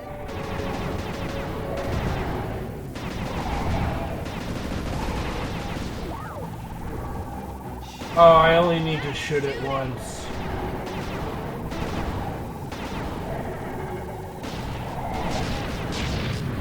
Get it together, Sly.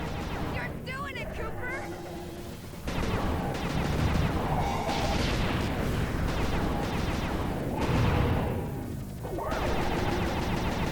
Take that, Mila.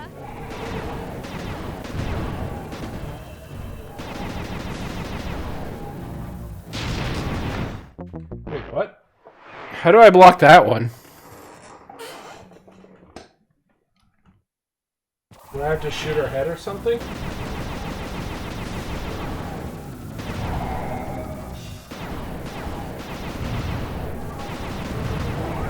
You're doing it, Cooper.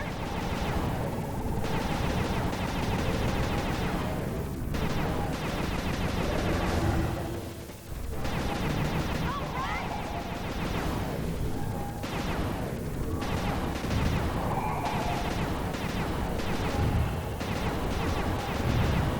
Nice shooting.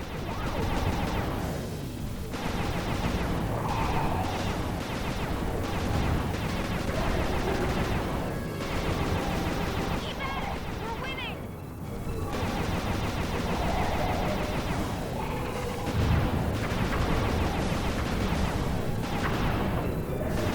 We're getting through.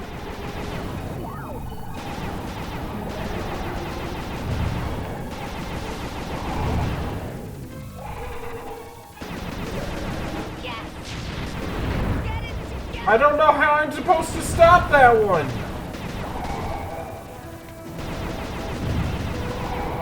Keep it up.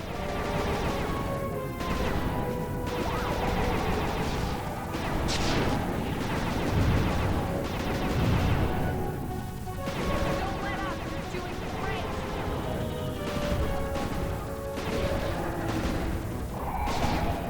You've got to stay focused. I'm Take that, Mila. Looking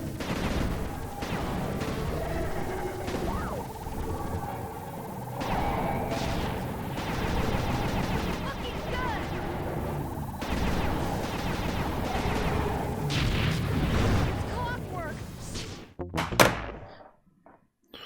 Paris, shoot her and so she can't charge the attack? I am shooting her! It's just this actually, this game has no problems, except for the fact that you need to shoot the rings to turn off the rings, but if you shoot the rings more than once, in fact, the rings don't break, they just turn back on, and then they hurt you, and then you get damaged, and then you can't shoot through the rings because there are too many rings.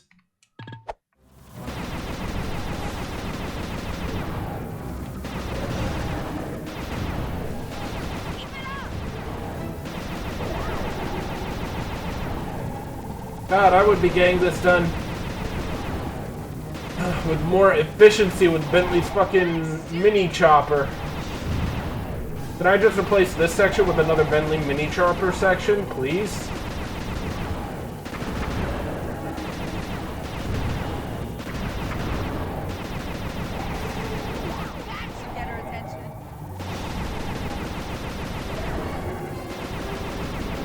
Okay. Part of me is sitting here like, should I just fucking die? Don't let up. You're doing great.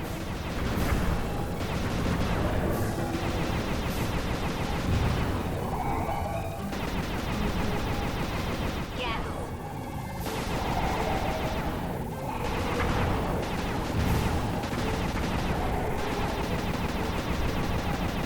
Keep at it. We're winning. Stop moving around, you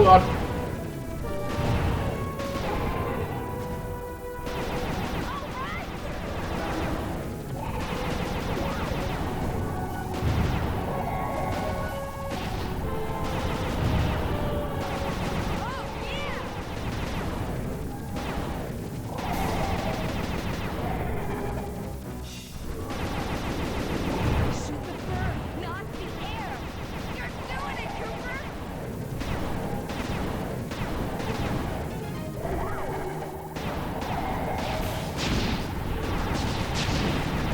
We're getting through. Nope. Get on it.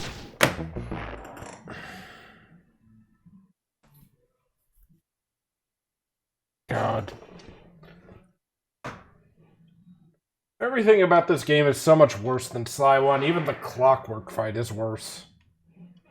I don't know how you keep the exact same mechanics for your boss and you make the second one worse. It would have been better if Bentley just stole one of the jetpacks from the guard and made it the same as the first game. I would have taken that over this. Feeling not gonna like that.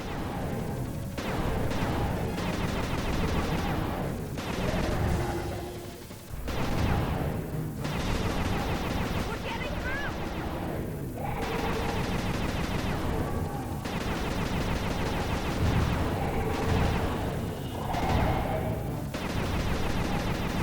Yes. All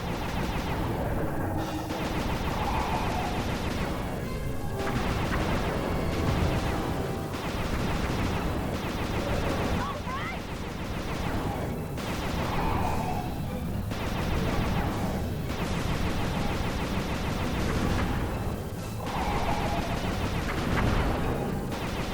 Don't let up. You're doing great.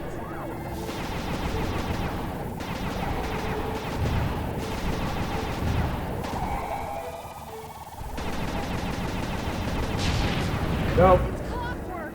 Shoot her. You're doing it, Cooper.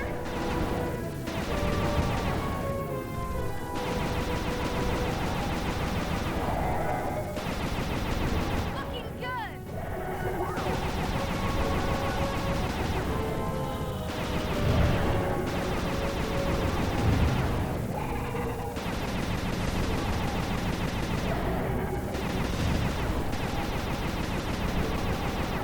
Please, come on! This shitty fucking game!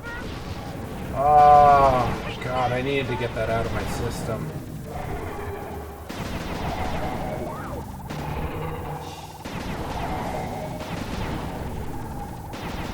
Nice shooting.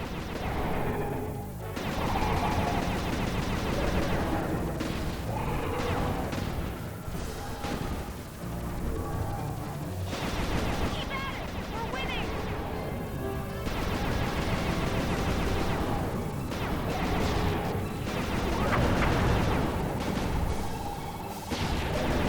Keep it up. Hey, Goober, I'm gonna say it. You're starting to piss me off a little, man.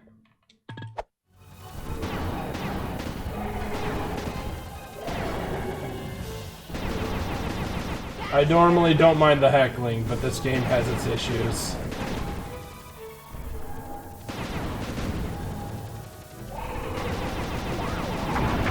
Oh, yeah! You should have been a cop. That was some terrific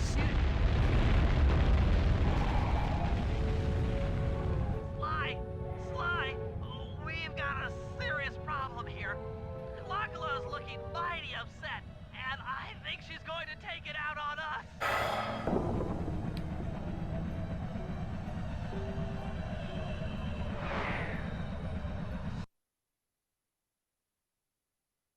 Keep blaming the game for my terrible shooting. I'm certainly no sharp shot, but it's like, come on, man. I'm coming, guys. Hold on. That fight could have been improved by doing one thing, which was allowing you to destroy the rings. That's it. That's all I'm gonna say. Because I would have tolerated that fight a lot more if it was just a multi-shot thing, like the fucking torpedoes. And I'm sorry if I seemed like I was getting actually genuinely salty there, Goober, but it's like, I gotta get this out of my system. It sucks that you can't permanently disable the rings, because if you shoot them twice, the lightning will come back on. The lightning will damage you. She's still firing torpedoes. She's charging up her attacks. Getting through that gate is incredibly tedious and annoying. It's really bad. I liked Sly 1's boss fight for Clockwerk a lot better. Where am I going? I'm scared, Sly. Hurry. That's all. That's all.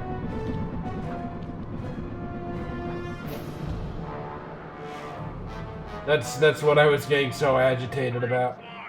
This is getting kind of out of hand.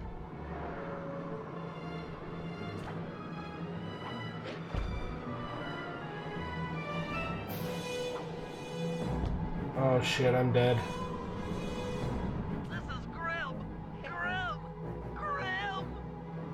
Grim. The only thing that will make me totally drop this game right now is if it puts me back in the gunner section.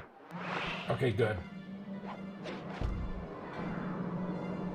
Ouch! Ow! Falling! Give me a second here.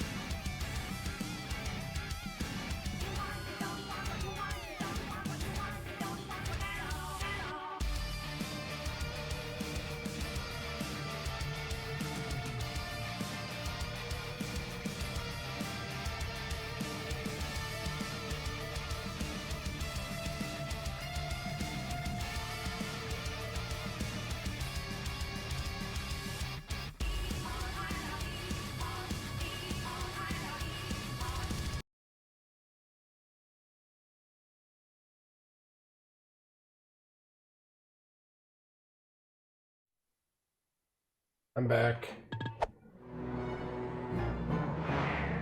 I am no longer angry.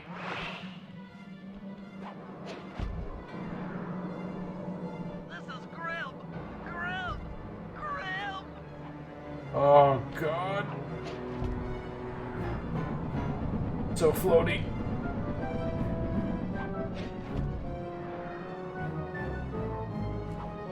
I knew I'd go out this way, inside a battery. I just knew it. How the fuck did you know that, Bentley?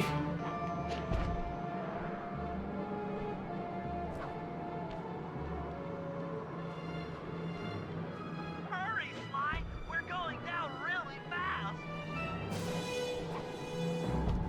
No! Agony!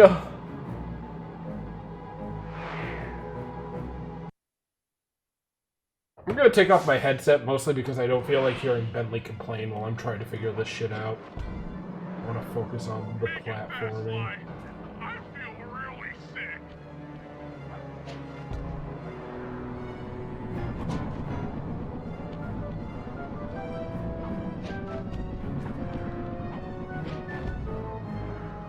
When's this work gonna stop? Just make it stop! I can't take it anymore! Oh, fuck me. Am I dead? Oh, God, I'm somehow not dead. Ouch! Ow! Falling! Falling! Falling!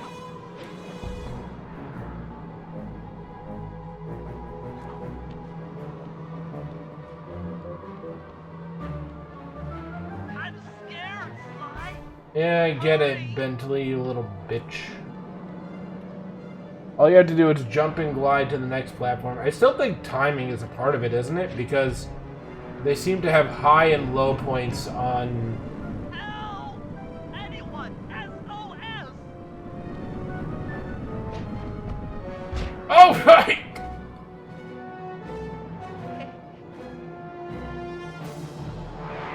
All I heard was Bentley going, heh. Fucking laughing at me, fucking asshole. This is grim! Grim! Grim!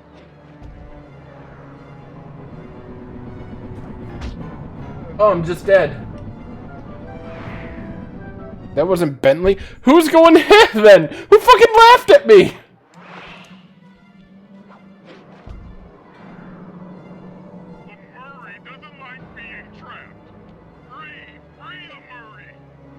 That was Sly himself? That was him going heh?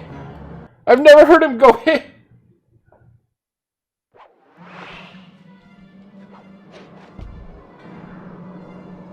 Help! Anyone! SOS! Oh God, this is... Oh God.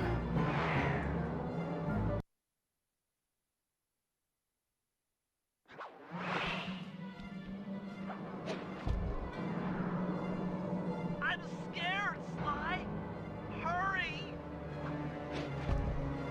I'm scared, Sly. Bentley, what else is fucking new? You're always terrified every time I talk to you. Murray doesn't like being trapped. Free the Murray.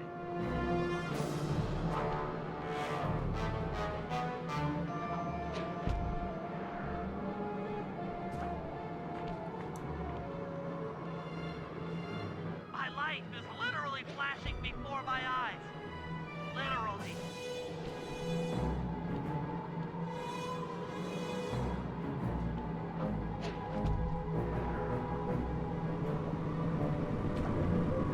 Where on earth do I have to go? This is getting kinda out of hand. Over there? Which one? This guy? Okay, there we go. It keeps on, like, bringing the camera around and making me confused. Ow! Falling! Falling! Oh, please stop. Please stop, camera. I don't know what you're... No, camera. Camera! This is not me doing this. This is not me doing this. This is just the camera. Oh my fucking god. Oh, that wasn't me either.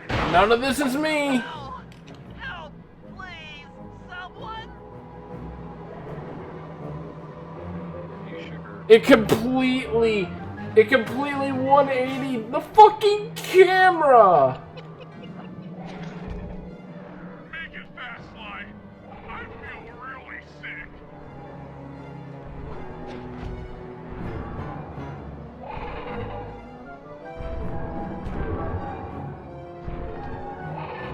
You want a piece of me?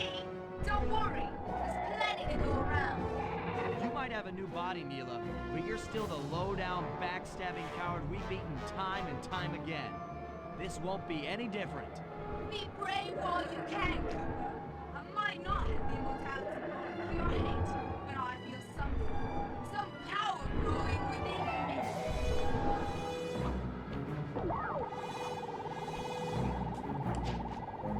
It's easy. It's the easy part. But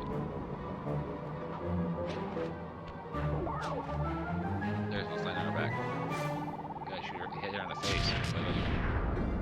What do I do Hit her here? in the face. Hit her in the face. Oh, wait, hang on. What am I doing here, Goober? Hit her in the face. Oh, I'm supposed to hit her in the face? Yes. Yeah. Just get right on her back. Okay, I'm on her back. That spot right there. Oh, she's not. Spot? Oh. Thought it was. It's supposed to be that spot.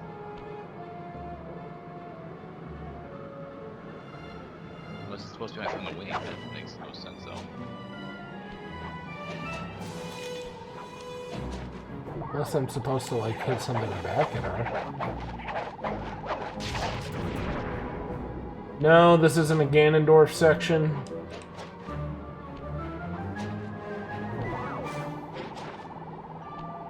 Just do some weird can there, I guess. While she's got her head turned into Huh? Just do it from the wing, I guess. Is it supposed to be from the wing? But I don't know how it's supposed to... Just stand up there.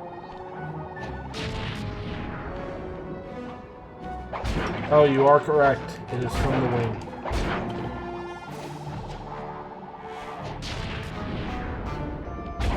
Oh, I fell.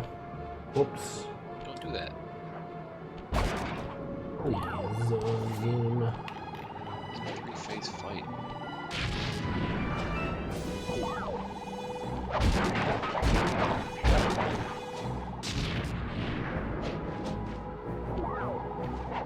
Oh! Wait, where the fuck am I? Oh, okay, I guess I'm here now.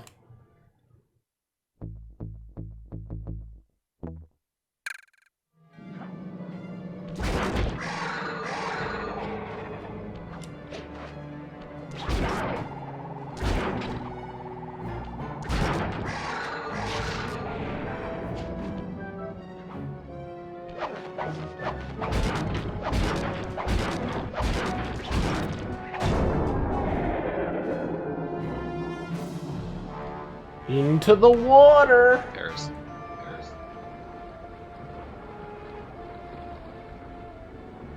We did it.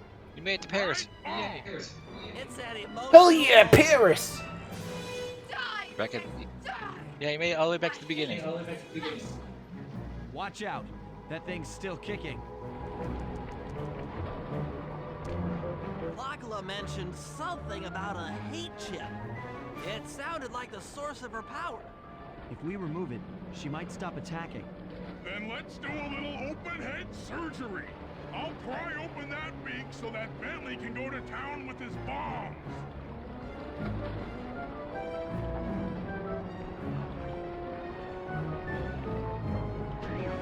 This is what happened. Damn it.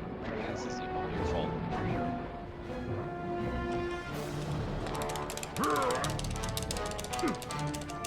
Up it goes. I hate you, Cooper Gang. That's Neil. I'll find you in your sleep and I will destroy you. You will never know a moment's peace for the rest of your short, miserable lives. The Clockwerk will know revenge. I am revenge. I am the Alpha and the Omega. Clockwerk! No. Can I just...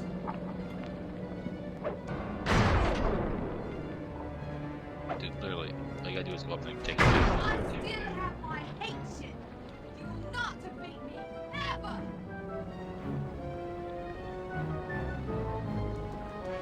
Yeah, look at the hate chip. The hate chip. Let's get out of here! She's about to explode!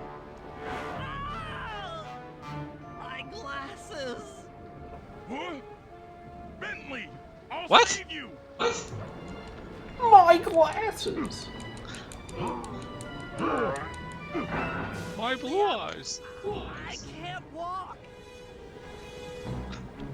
Come on, Sly, let's get out of here! He dead.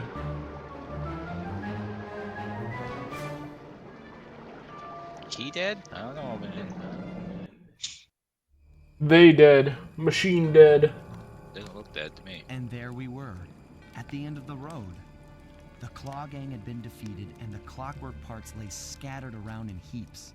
Yet, despite the explosion, they remained pristine. It was as if nothing could ever hurt them.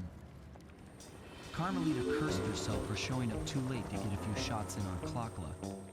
So she took it out on what was close at hand, the hate chip. And just like that, it was over.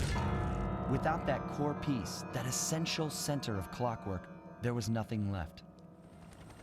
The parts How aged did before stepping our on- eyes as if time had finally caught up with the ancient bird. How ironic that Carmelita, a police officer, would be the one to lift the curse from the Cooper family. The menace of Clockwerk would never again rise to threaten me or my children.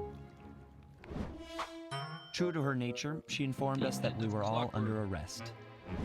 But one look at my gang told me that we were in no shape for a fast getaway. So I offered to go peacefully in exchange for letting my friends walk. They'd taken some bruises through all of this, but I was surprised, shocked really, to see them leave their gear behind as they walked away. Their wounds were deeper than I'd imagined. Those guys were hurting.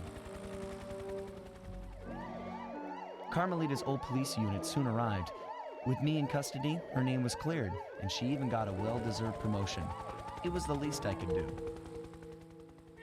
The ride to HQ started with us sitting in silence, trying to read each other's thoughts. As the reality of my capture started Giga to Chad sink in, Sly. she began to relax, and we got to talking. We spoke freely about our previous adventures, comparing notes and even getting in a few laughs. Then we started talking about, well, everything. Books, music, art. It was like we were on a first date. She even showed me the bottle she'd been saving for the special occasion of my arrest. My heart sank when she realized that our short flight across town had already taken 2 hours, a fact I'd kind of clued into after seeing the Eiffel Tower float by 17 times. She went forward to ask the pilot what was up, and it looked like my pals had left me a little going-away present before taking off. Jesus Christ. Floating away on the night breeze, I could faintly make out Carmelita's voice. I'll find you, Cooper!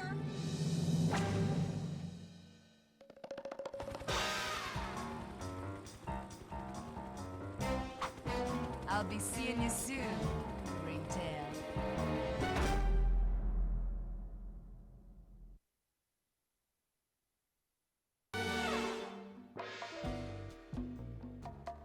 Oh. No, watch the credits. Oh, I wasn't gonna turn it off. I'm just rolling up my controller. I don't think there's anything left that I'm gonna have to interact with, is there? Is there anything that I'm gonna have to interact with in the final cutscene, Goober? Oh, okay. Yeah, that's why I was rolling up my controller. I always let the credits play.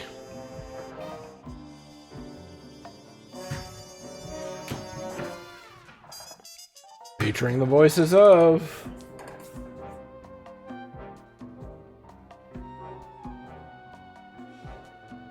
Oh, I thought that said Chris Murray as Murray.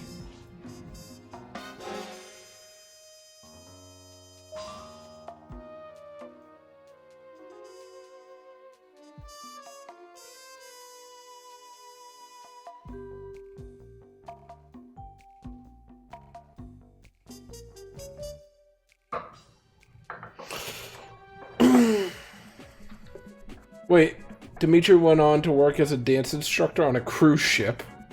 No, he didn't. What the fuck? Rajan now owns a series of rug outlets across North America. Contessa went on to become the most successful real estate broker in the greater Milwaukee area. John Bisson went to work for the EPA. Wait! And ended up frozen yet again on a rescue mission saving baby penguins.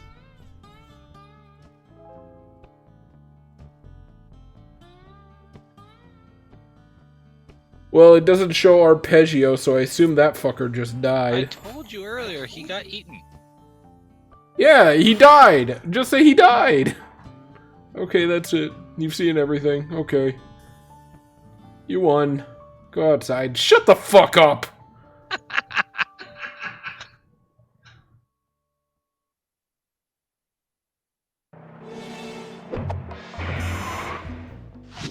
You've seen everything. Go outside. Listen here. Okay, I'll give my final thoughts on Sly 2. What a piece of shit. Nah, real talk, it's not bad enough to call good, but it's not good enough to call good either. Or no, it's not bad enough to call like a terrible game. Like it's not the worst game I've ever played. But it's definitely, how to say this, not as good as Sly 1. It's just not. You heard the game, go outside. It is 11 p.m. I am not going outside. Oh, fuck. Okay, so here's my thoughts. I always do this. I always break it down on things that I think it does well and things that I think it could do better, or things that I did not like. So let's break it down from the things I did like. God. Okay, let's see here. The problem is, it's almost ironically, like, how to say this. The story is good. The story's actually pretty good. The music is, of course, good, albeit I didn't hear most of it because I was searching for clue bottles, but, I digress. The story is good. I like that they made Bentley and Murray have a little bit more of prominent roles in this, as opposed to being like, how to say this, Murray really only had driving sections in Sly 1, Bentley really only came in like at the very end to do anything, aside from inform you about mission bullshit and decrypt bullshit.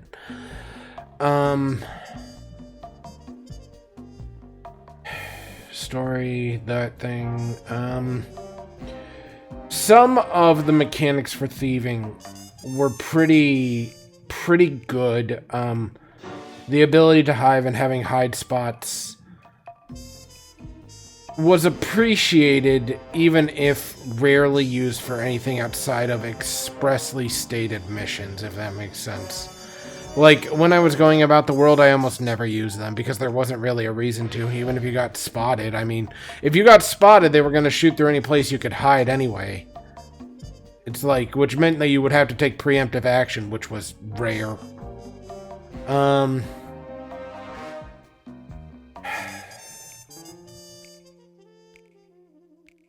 music's good.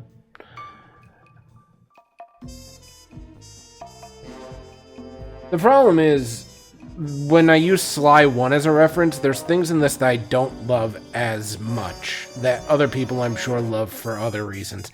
I don't care much for the fact that they got rid of the one hit kills you, but also kills enemies thing, like, if that makes sense. Like, I can understand if they added the stealth mechanic to make it so you have to sneak up on enemies to one-shot kill them, But I kind of don't like how so one thing that I mentioned before is they added in more thieving mechanics like the pickpocketing and things like that. But they added in this health system that allows you to get hit multiple times, which is different from the way that Sly 1 handles it, which is usually a one-shot, or collect 100 coins, get a lucky charm, and it avoids one hit, which would normally kill you. And they wanted to make it more thief-centric, but ironically, that making it more like thief and sneaking-centric is kind of undone by the health bar kind of thing. Like, Sly's whole thing is supposed to be stealth, get in, get out. He's not good at combat directly like how Murray is. So if you get into a fight, you're usually like, I won't say shit out of luck, but you're usually not doing very well for yourself. How to say this? The addition of a health system makes the addition of thieving systems feel kind of redundant because the health system is meant to be there for if you get into combat. And you're not supposed to be getting into combat. Does that make sense? Like, the only time you're supposed to be doing combat is when you're fighting the final bosses normally in a Sly game. That's really it.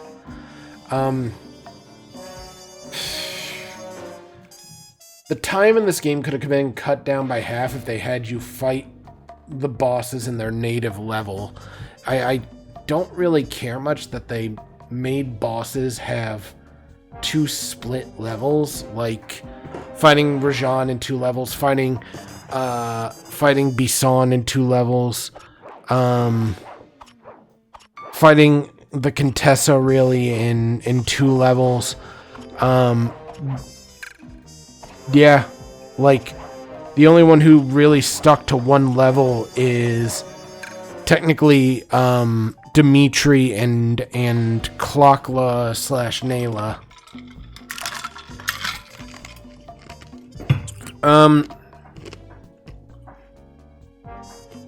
See, I do like the clue bottles, but it's like, I like the way they did the clue bottles in Sly 1 more, and I can't explain how that's different. It might just be because the levels were more compressed. It felt like you didn't get lost quite as easily. Or, like, you didn't feel like, how to say this? In this one, when you don't find a bottle, it just makes you circle around and makes you listen real intently. Which can be a little bit agitating because you sit there and you're like, oh, okay, well, the thing I'm looking for must be around here. Let me just circle back and circle back and circle back and circle back. And that's really it. Like, I don't know. The levels, by making them one solid level, lose some of that original Sly charm from going to world to world to world in the sub-world. And maybe that's just me. I kind of like the sub-world system a little bit better rather than having one big world that sometimes had sub-levels that were incredibly small, quick to get through, you know, like, that's my thing. They tried to streamline, and it really didn't, I think, work out the exact way that they were hoping it would have worked out. They took a chance on something that was going to make the game better, and the execution was only like halfway there.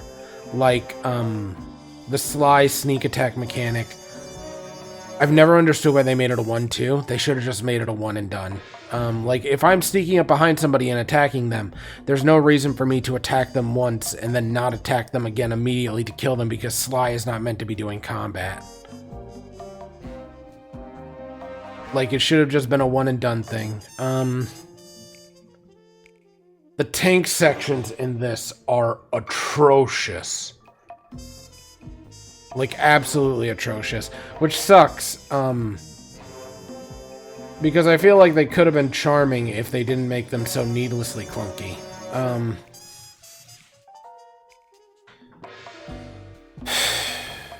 The bits and pieces in choppers are also not the greatest, but Sly's camera has always been kind of shitty, so it's like I thought they would fix that between this game and the next, or rather between this game and between Sly 1 and Sly 2. And no, the camera's still just shitty, which kind of sucks.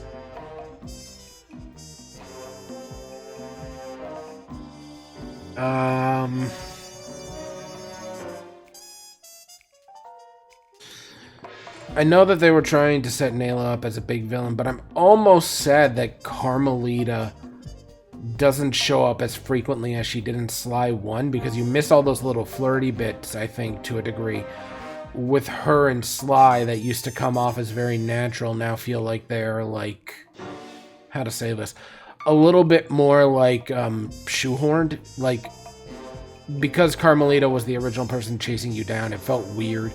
Like, Nayla felt like she was stepping on Carmelita's toes. Carmelita felt like she was kind of being, like, shooed in a way. Not in, like, the same kind of natural way she was in Sly 1.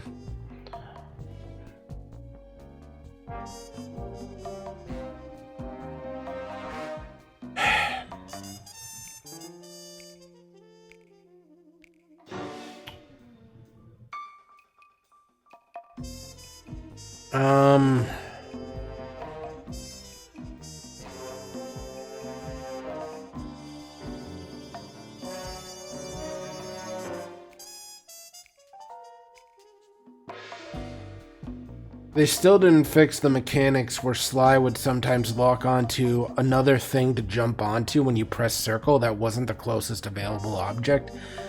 Like, it could be more than really far beneath you, which I could almost understand if it wasn't for the fact that sometimes you would jump upwards too. The TLDR of this, I'll try to summarize what it does well. Good story, good soundtrack, better use of Murray and Bentley, and the addition of thieving mechanics and mechanics that were more revolved around thieving is something that I can appreciate even if the execution wasn't perfect. Things that it could have done better.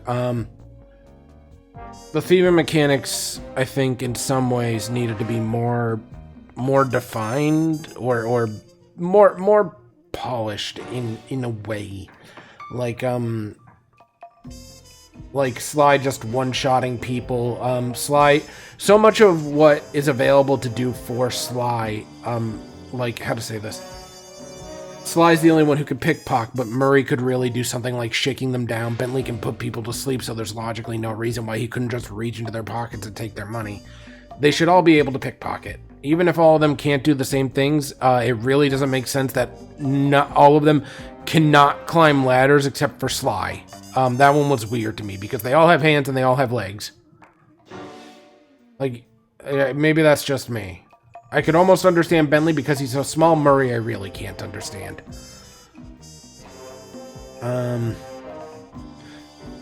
Things it could have done better. I don't like the single world setup for these. I would have much rather have had Sly's here's my world and here's my sub-levels set up for Sly 1 that they had originally.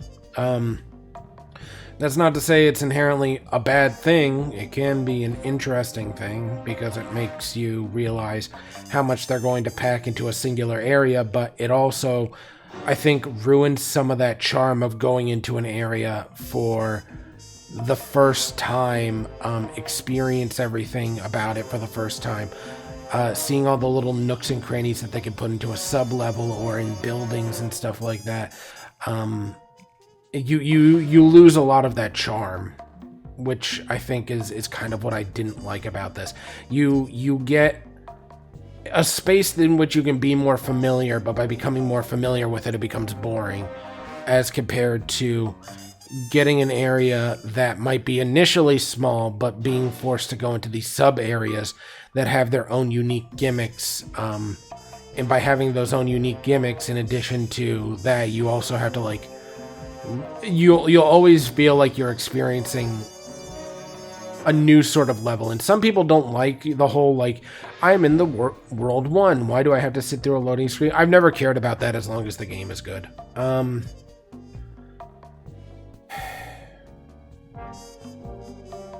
ThiefNet is an okay idea. I've heard in Sly 3 there is only ThiefNet and there isn't clue bottles anymore, which means there's probably not safes anymore.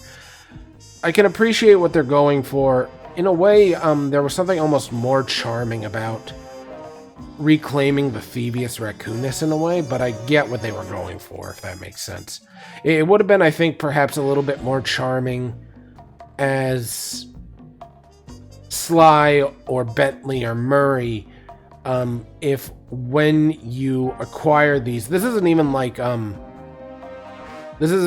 thing that you need to add a lot of things. It would be like kind of fun in a way if the things that they learned were like, okay, now we're adding to the Thievius Raccoonus. You know what I mean? Like if they just added that little story detail, like even just like a little pop-up on the screen that, like, you know, aside from learned, said like blank technique added to the Thievius Raccoonus or something like that, it probably would have been a little bit more charming.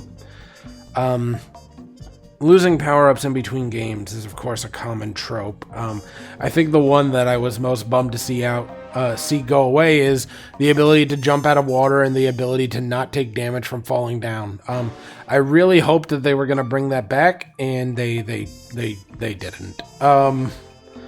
I know in a lot of ways that takes away from the fear aspect of the game. At the same time, I kind of missed it.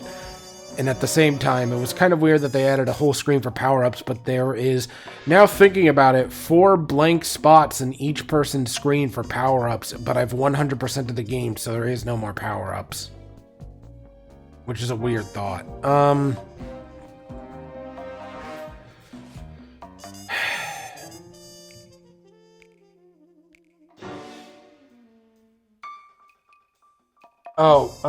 Big gripe that I didn't like is that the game shoehorns you into playing Sly when you first enter the level and does not give you the option to even use Murray or Bentley until after you've completed sometimes 1 or more missions within the world, which I get that's their way of saying, like, go to this world, complete the mission, become familiar with it.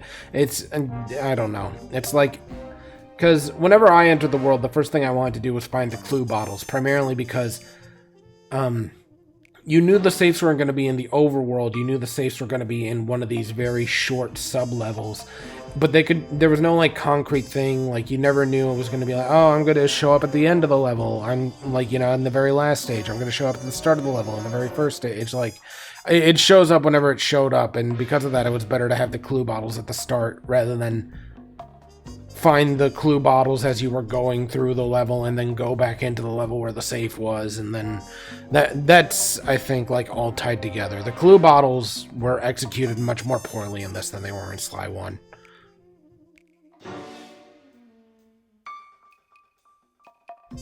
If I rated this game, I'm generous if I give it a 7 out of 10. I would say it's like a C minus kind of game.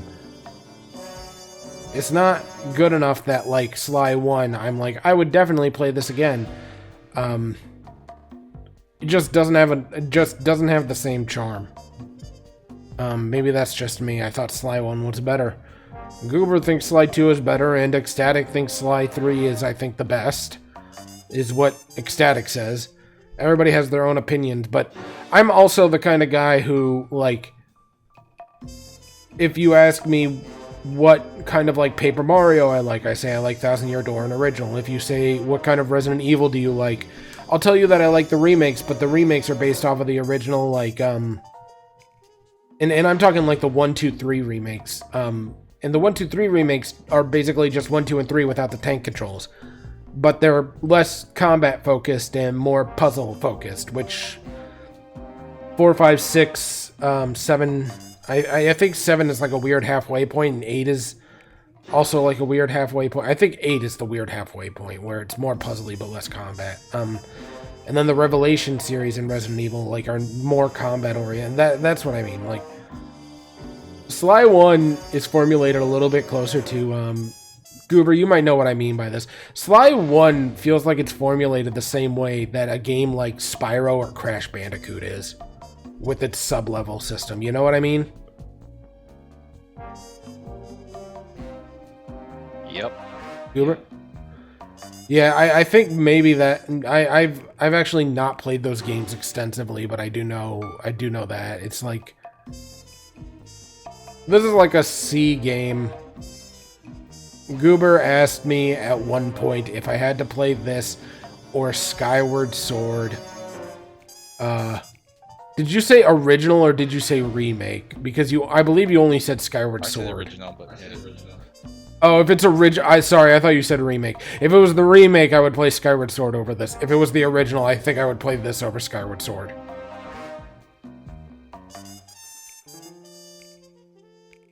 It's like, I don't know. I don't know.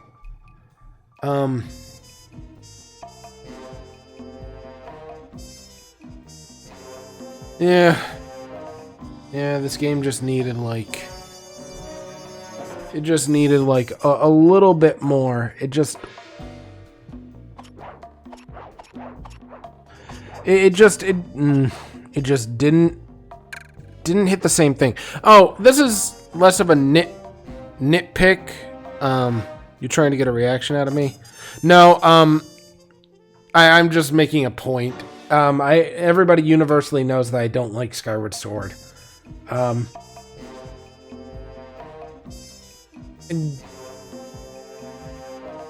So it's like admitting that I would rather play Skyward Sword. Skyward Sword original is better, yo. No. That is just factually wrong. But either way.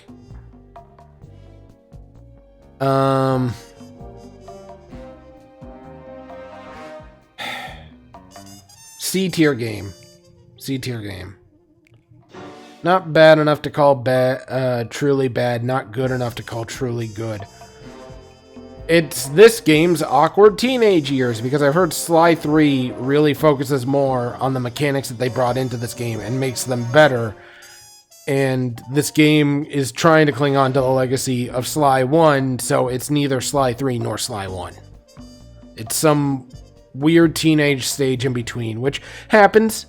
It's not every day that you run into a game that's actually better than the original in its series. It's difficult to do that because the original sets the precedent. The original sets the idea of what it is that you're going to experience, and it sets the tone and all this other shit, you know? It's like...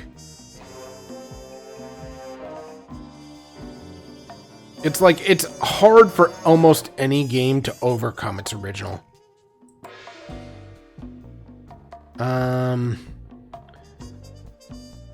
Wall of Victory.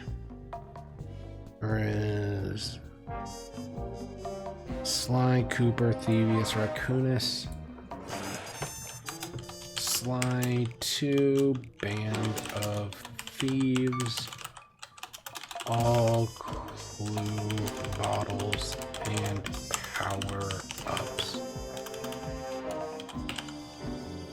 It's actually been a while since I 100%ed a game. And I did 100% this.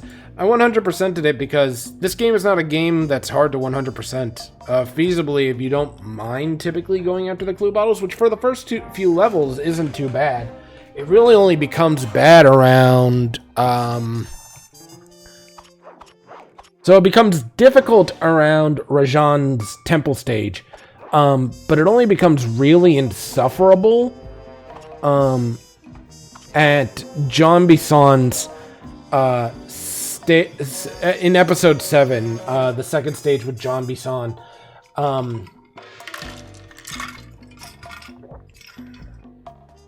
Because I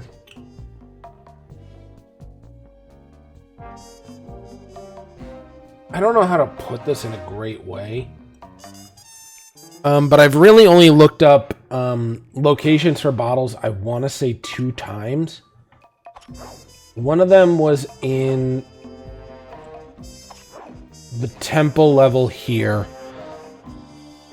And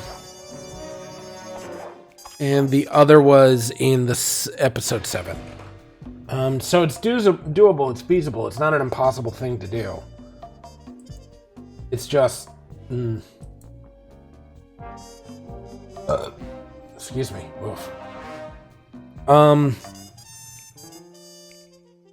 If I had to give Sly like a series ranker, it's actually, I think, so far, even with Sly 2, tanking a little bit, which is not uncommon for a game to be like a miss. Not every game can be a hit, you know. Like, even though as much as I love Zelda, I know people don't like Phantom Hourglass. I remember really liking Phantom Hourglass when I played it as a kid, but I think as an adult I probably would have more gripes with it. I know a lot of people don't like the Temple of the Ocean King, but, what is it telling me to do when I hit square? Oh, it gives me a little intro. Sly Cooper is cunning, cool. He's... Am I supposed to look in the camera at you? Tell me about Sly Cooper. Well, Sly Cooper is a thief, and he's a different type of thief. Wow, look He's at this cool, quality! He's tough, but he's got to be lovable. Oh my god, they're showing the rigs? He's also a really good-looking guy, and he has a sexy voice. Just... arf.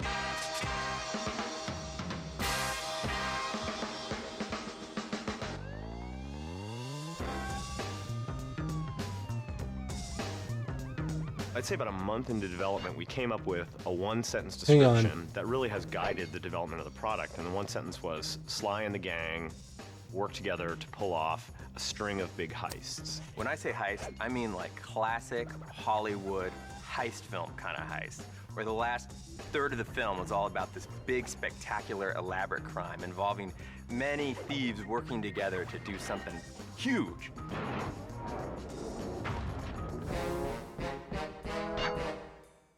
We knew we wanted to do something a little different than the first Sly. We wanted to broaden some of the gameplay elements, broaden the... It's him! You! Game. You actually use all the different characters' skills in different ways and different combos, and it really makes for a really fun experience. There's backstabbing, there's betrayal, there's a jailbreak.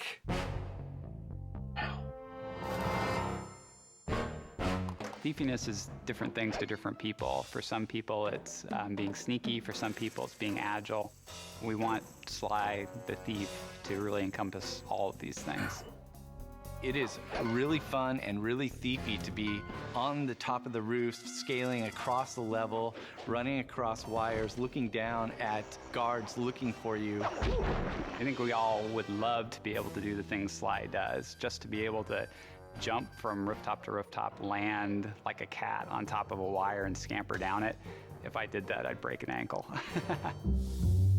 If I did that shit, I'd pull every muscle in my lower back. Keep in mind when we start any drawing of Sly is, number one would be definitely the silhouette, creating a strong silhouette, which is especially important in animation. And number two is motion. I wonder if he'd be proud of my boy, my son. Start off with a couple of lines and let that be sort of his overall arcing motion. It'll be like his spine and his supporting leg, and off of that, just sort of compose where his details. I'm gonna give it a 7.5 now just for having this video. Yeah. Sly is the charismatic leader of the band of thieves. He's got that moxie, he's got that skill under pressure that makes him special. Sly Cooper is deeply involved with two ladies, Inspector Carmelita Fox and Constable Neela. He's kind of flirty with both of them. Why don't you and I go out on the town? And their relationship is actually one of the major narrative threads for the whole game. We're on for that date in Bollywood. Freeze, Cooper. Inspector Fox, as beautiful and unpredictable as ever. Whereas you crooks are so predictable. You always return to the scene of the crime. Let me at that security computer. Presto, all clear. Bentley is the brain of the organization, the guy with the gadgets. He's just really fun. People have said that I resemble the character I did the voice for, Bentley, and I guess I can see that. I mean, I am mostly but there's a little part of me that is a turtle. Any good heist needs someone who's gonna work. Man's really said Now head back to the safe house with those pictures and let's get a plan together. Bentley really looks like Bentley, and Murray kind of looks like Murray, and they act like it. If people say that Bentley's the brains, Murray is definitely the brawn. He's all about freedom, you know? Just let it go. Yeah, baby. Let it all hang out. Murray is like big and a brawler. It's kind of the muscle of the crew. Murray can lift these guys up above his head and toss them into flames or into the water or off of buildings and things like that, and it's kind of all manner of slapsticky ways for them to be dispatched. The Murray scores again! Murray wants to do things the way Sly would do them, but it's sort of Murray's version of that, and it's a little bit oafier. He's really trying to make himself really small, too, because, of course, he's got a lot to hide. This is a universe in pantslessness. Hence, no pants. Except for Carmelita. No pants. Yeah, I don't wear pants. And I like to hang out with little furry animals. Jesus. That's what makes it so real. Come on, man. They're just being themselves.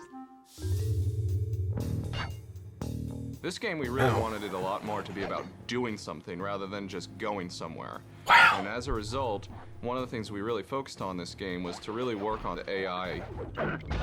Sly is able to handle different classes of Hang enemies on. in the game, and it tends to be that the ones that are dangerous to him walk the streets and are patrolling and guarding the areas. The guards are just more intelligent and more sophisticated, which makes getting from point A to point B in the world both unique and interesting for every player who goes through it. No two players will have the same experience traveling through the Sly world. Yeah, remind me of that one, Siege. I need to come back to that. Communication between them during the process of when it's being Oh, built. I can appreciate what she's doing. This game has great Basically, looks. You have a great foundation to work with because you need a good 3D For a game that's foundation old, this really to looks put good. maps on. For us, the environments, we really wanted to make them beautiful and interesting, but never more important than Sly. Not just artistically, but also game-wise, they should be fun to play in. Very jungle gym. They should feel very stealthy. You should feel when you're playing in these worlds, I can't believe I'm getting to do this. You and the rest of the Claw Gang have to be stopped. Let's dance! Here, I am king! Oh, it's tough being this tough. You learn too much about the Claw Gang. Immortality is what I seek. Dimitri is this lounge lizard who runs a seedy nightclub. He's a master forger / counterfeiter. Look, I'm sure that two cats in a bag like us can work something out.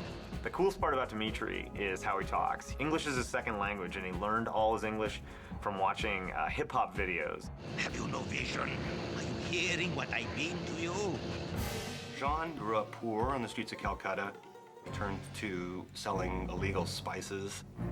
He's come up in the world, and he's basically trying to buy his way into royalty.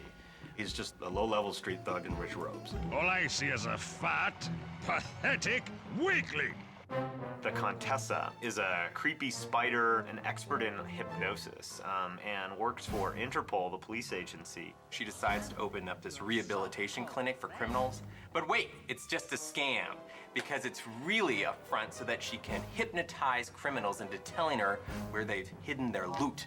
You're an ignorant child playing dress-up in his father's legacy.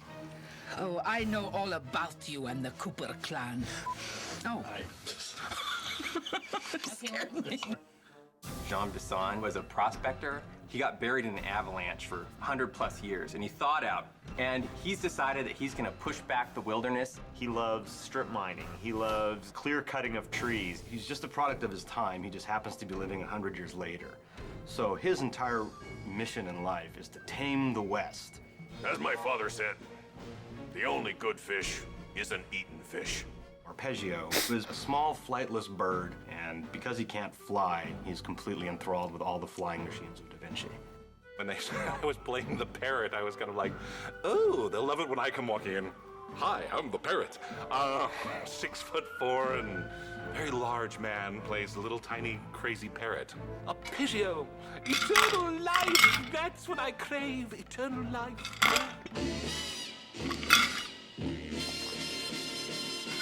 Hello. Welcome to Hello, Sucker Kyle. Punch Productions. Hello, Are you recording? No, that's awful. I think one of the real big strengths at Sucker Punch is it's a very creative team that tends to push themselves. What's this for right here? That is to make sure that Nate is working. It's always been a collaborative effort all the way through the pipeline. And the pipeline is set up like that specifically so that everybody gets their chance to inject themselves. Wow, into what those they're doing. lines on the monitor. We've been really lucky in that we've just That gotten really cathode great people on monitor. board to do the kinds of things that we need to do, making a really great game. Well, we're crazy.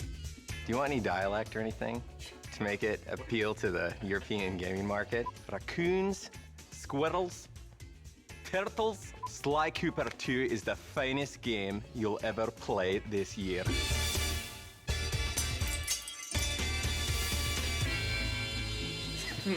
Stop.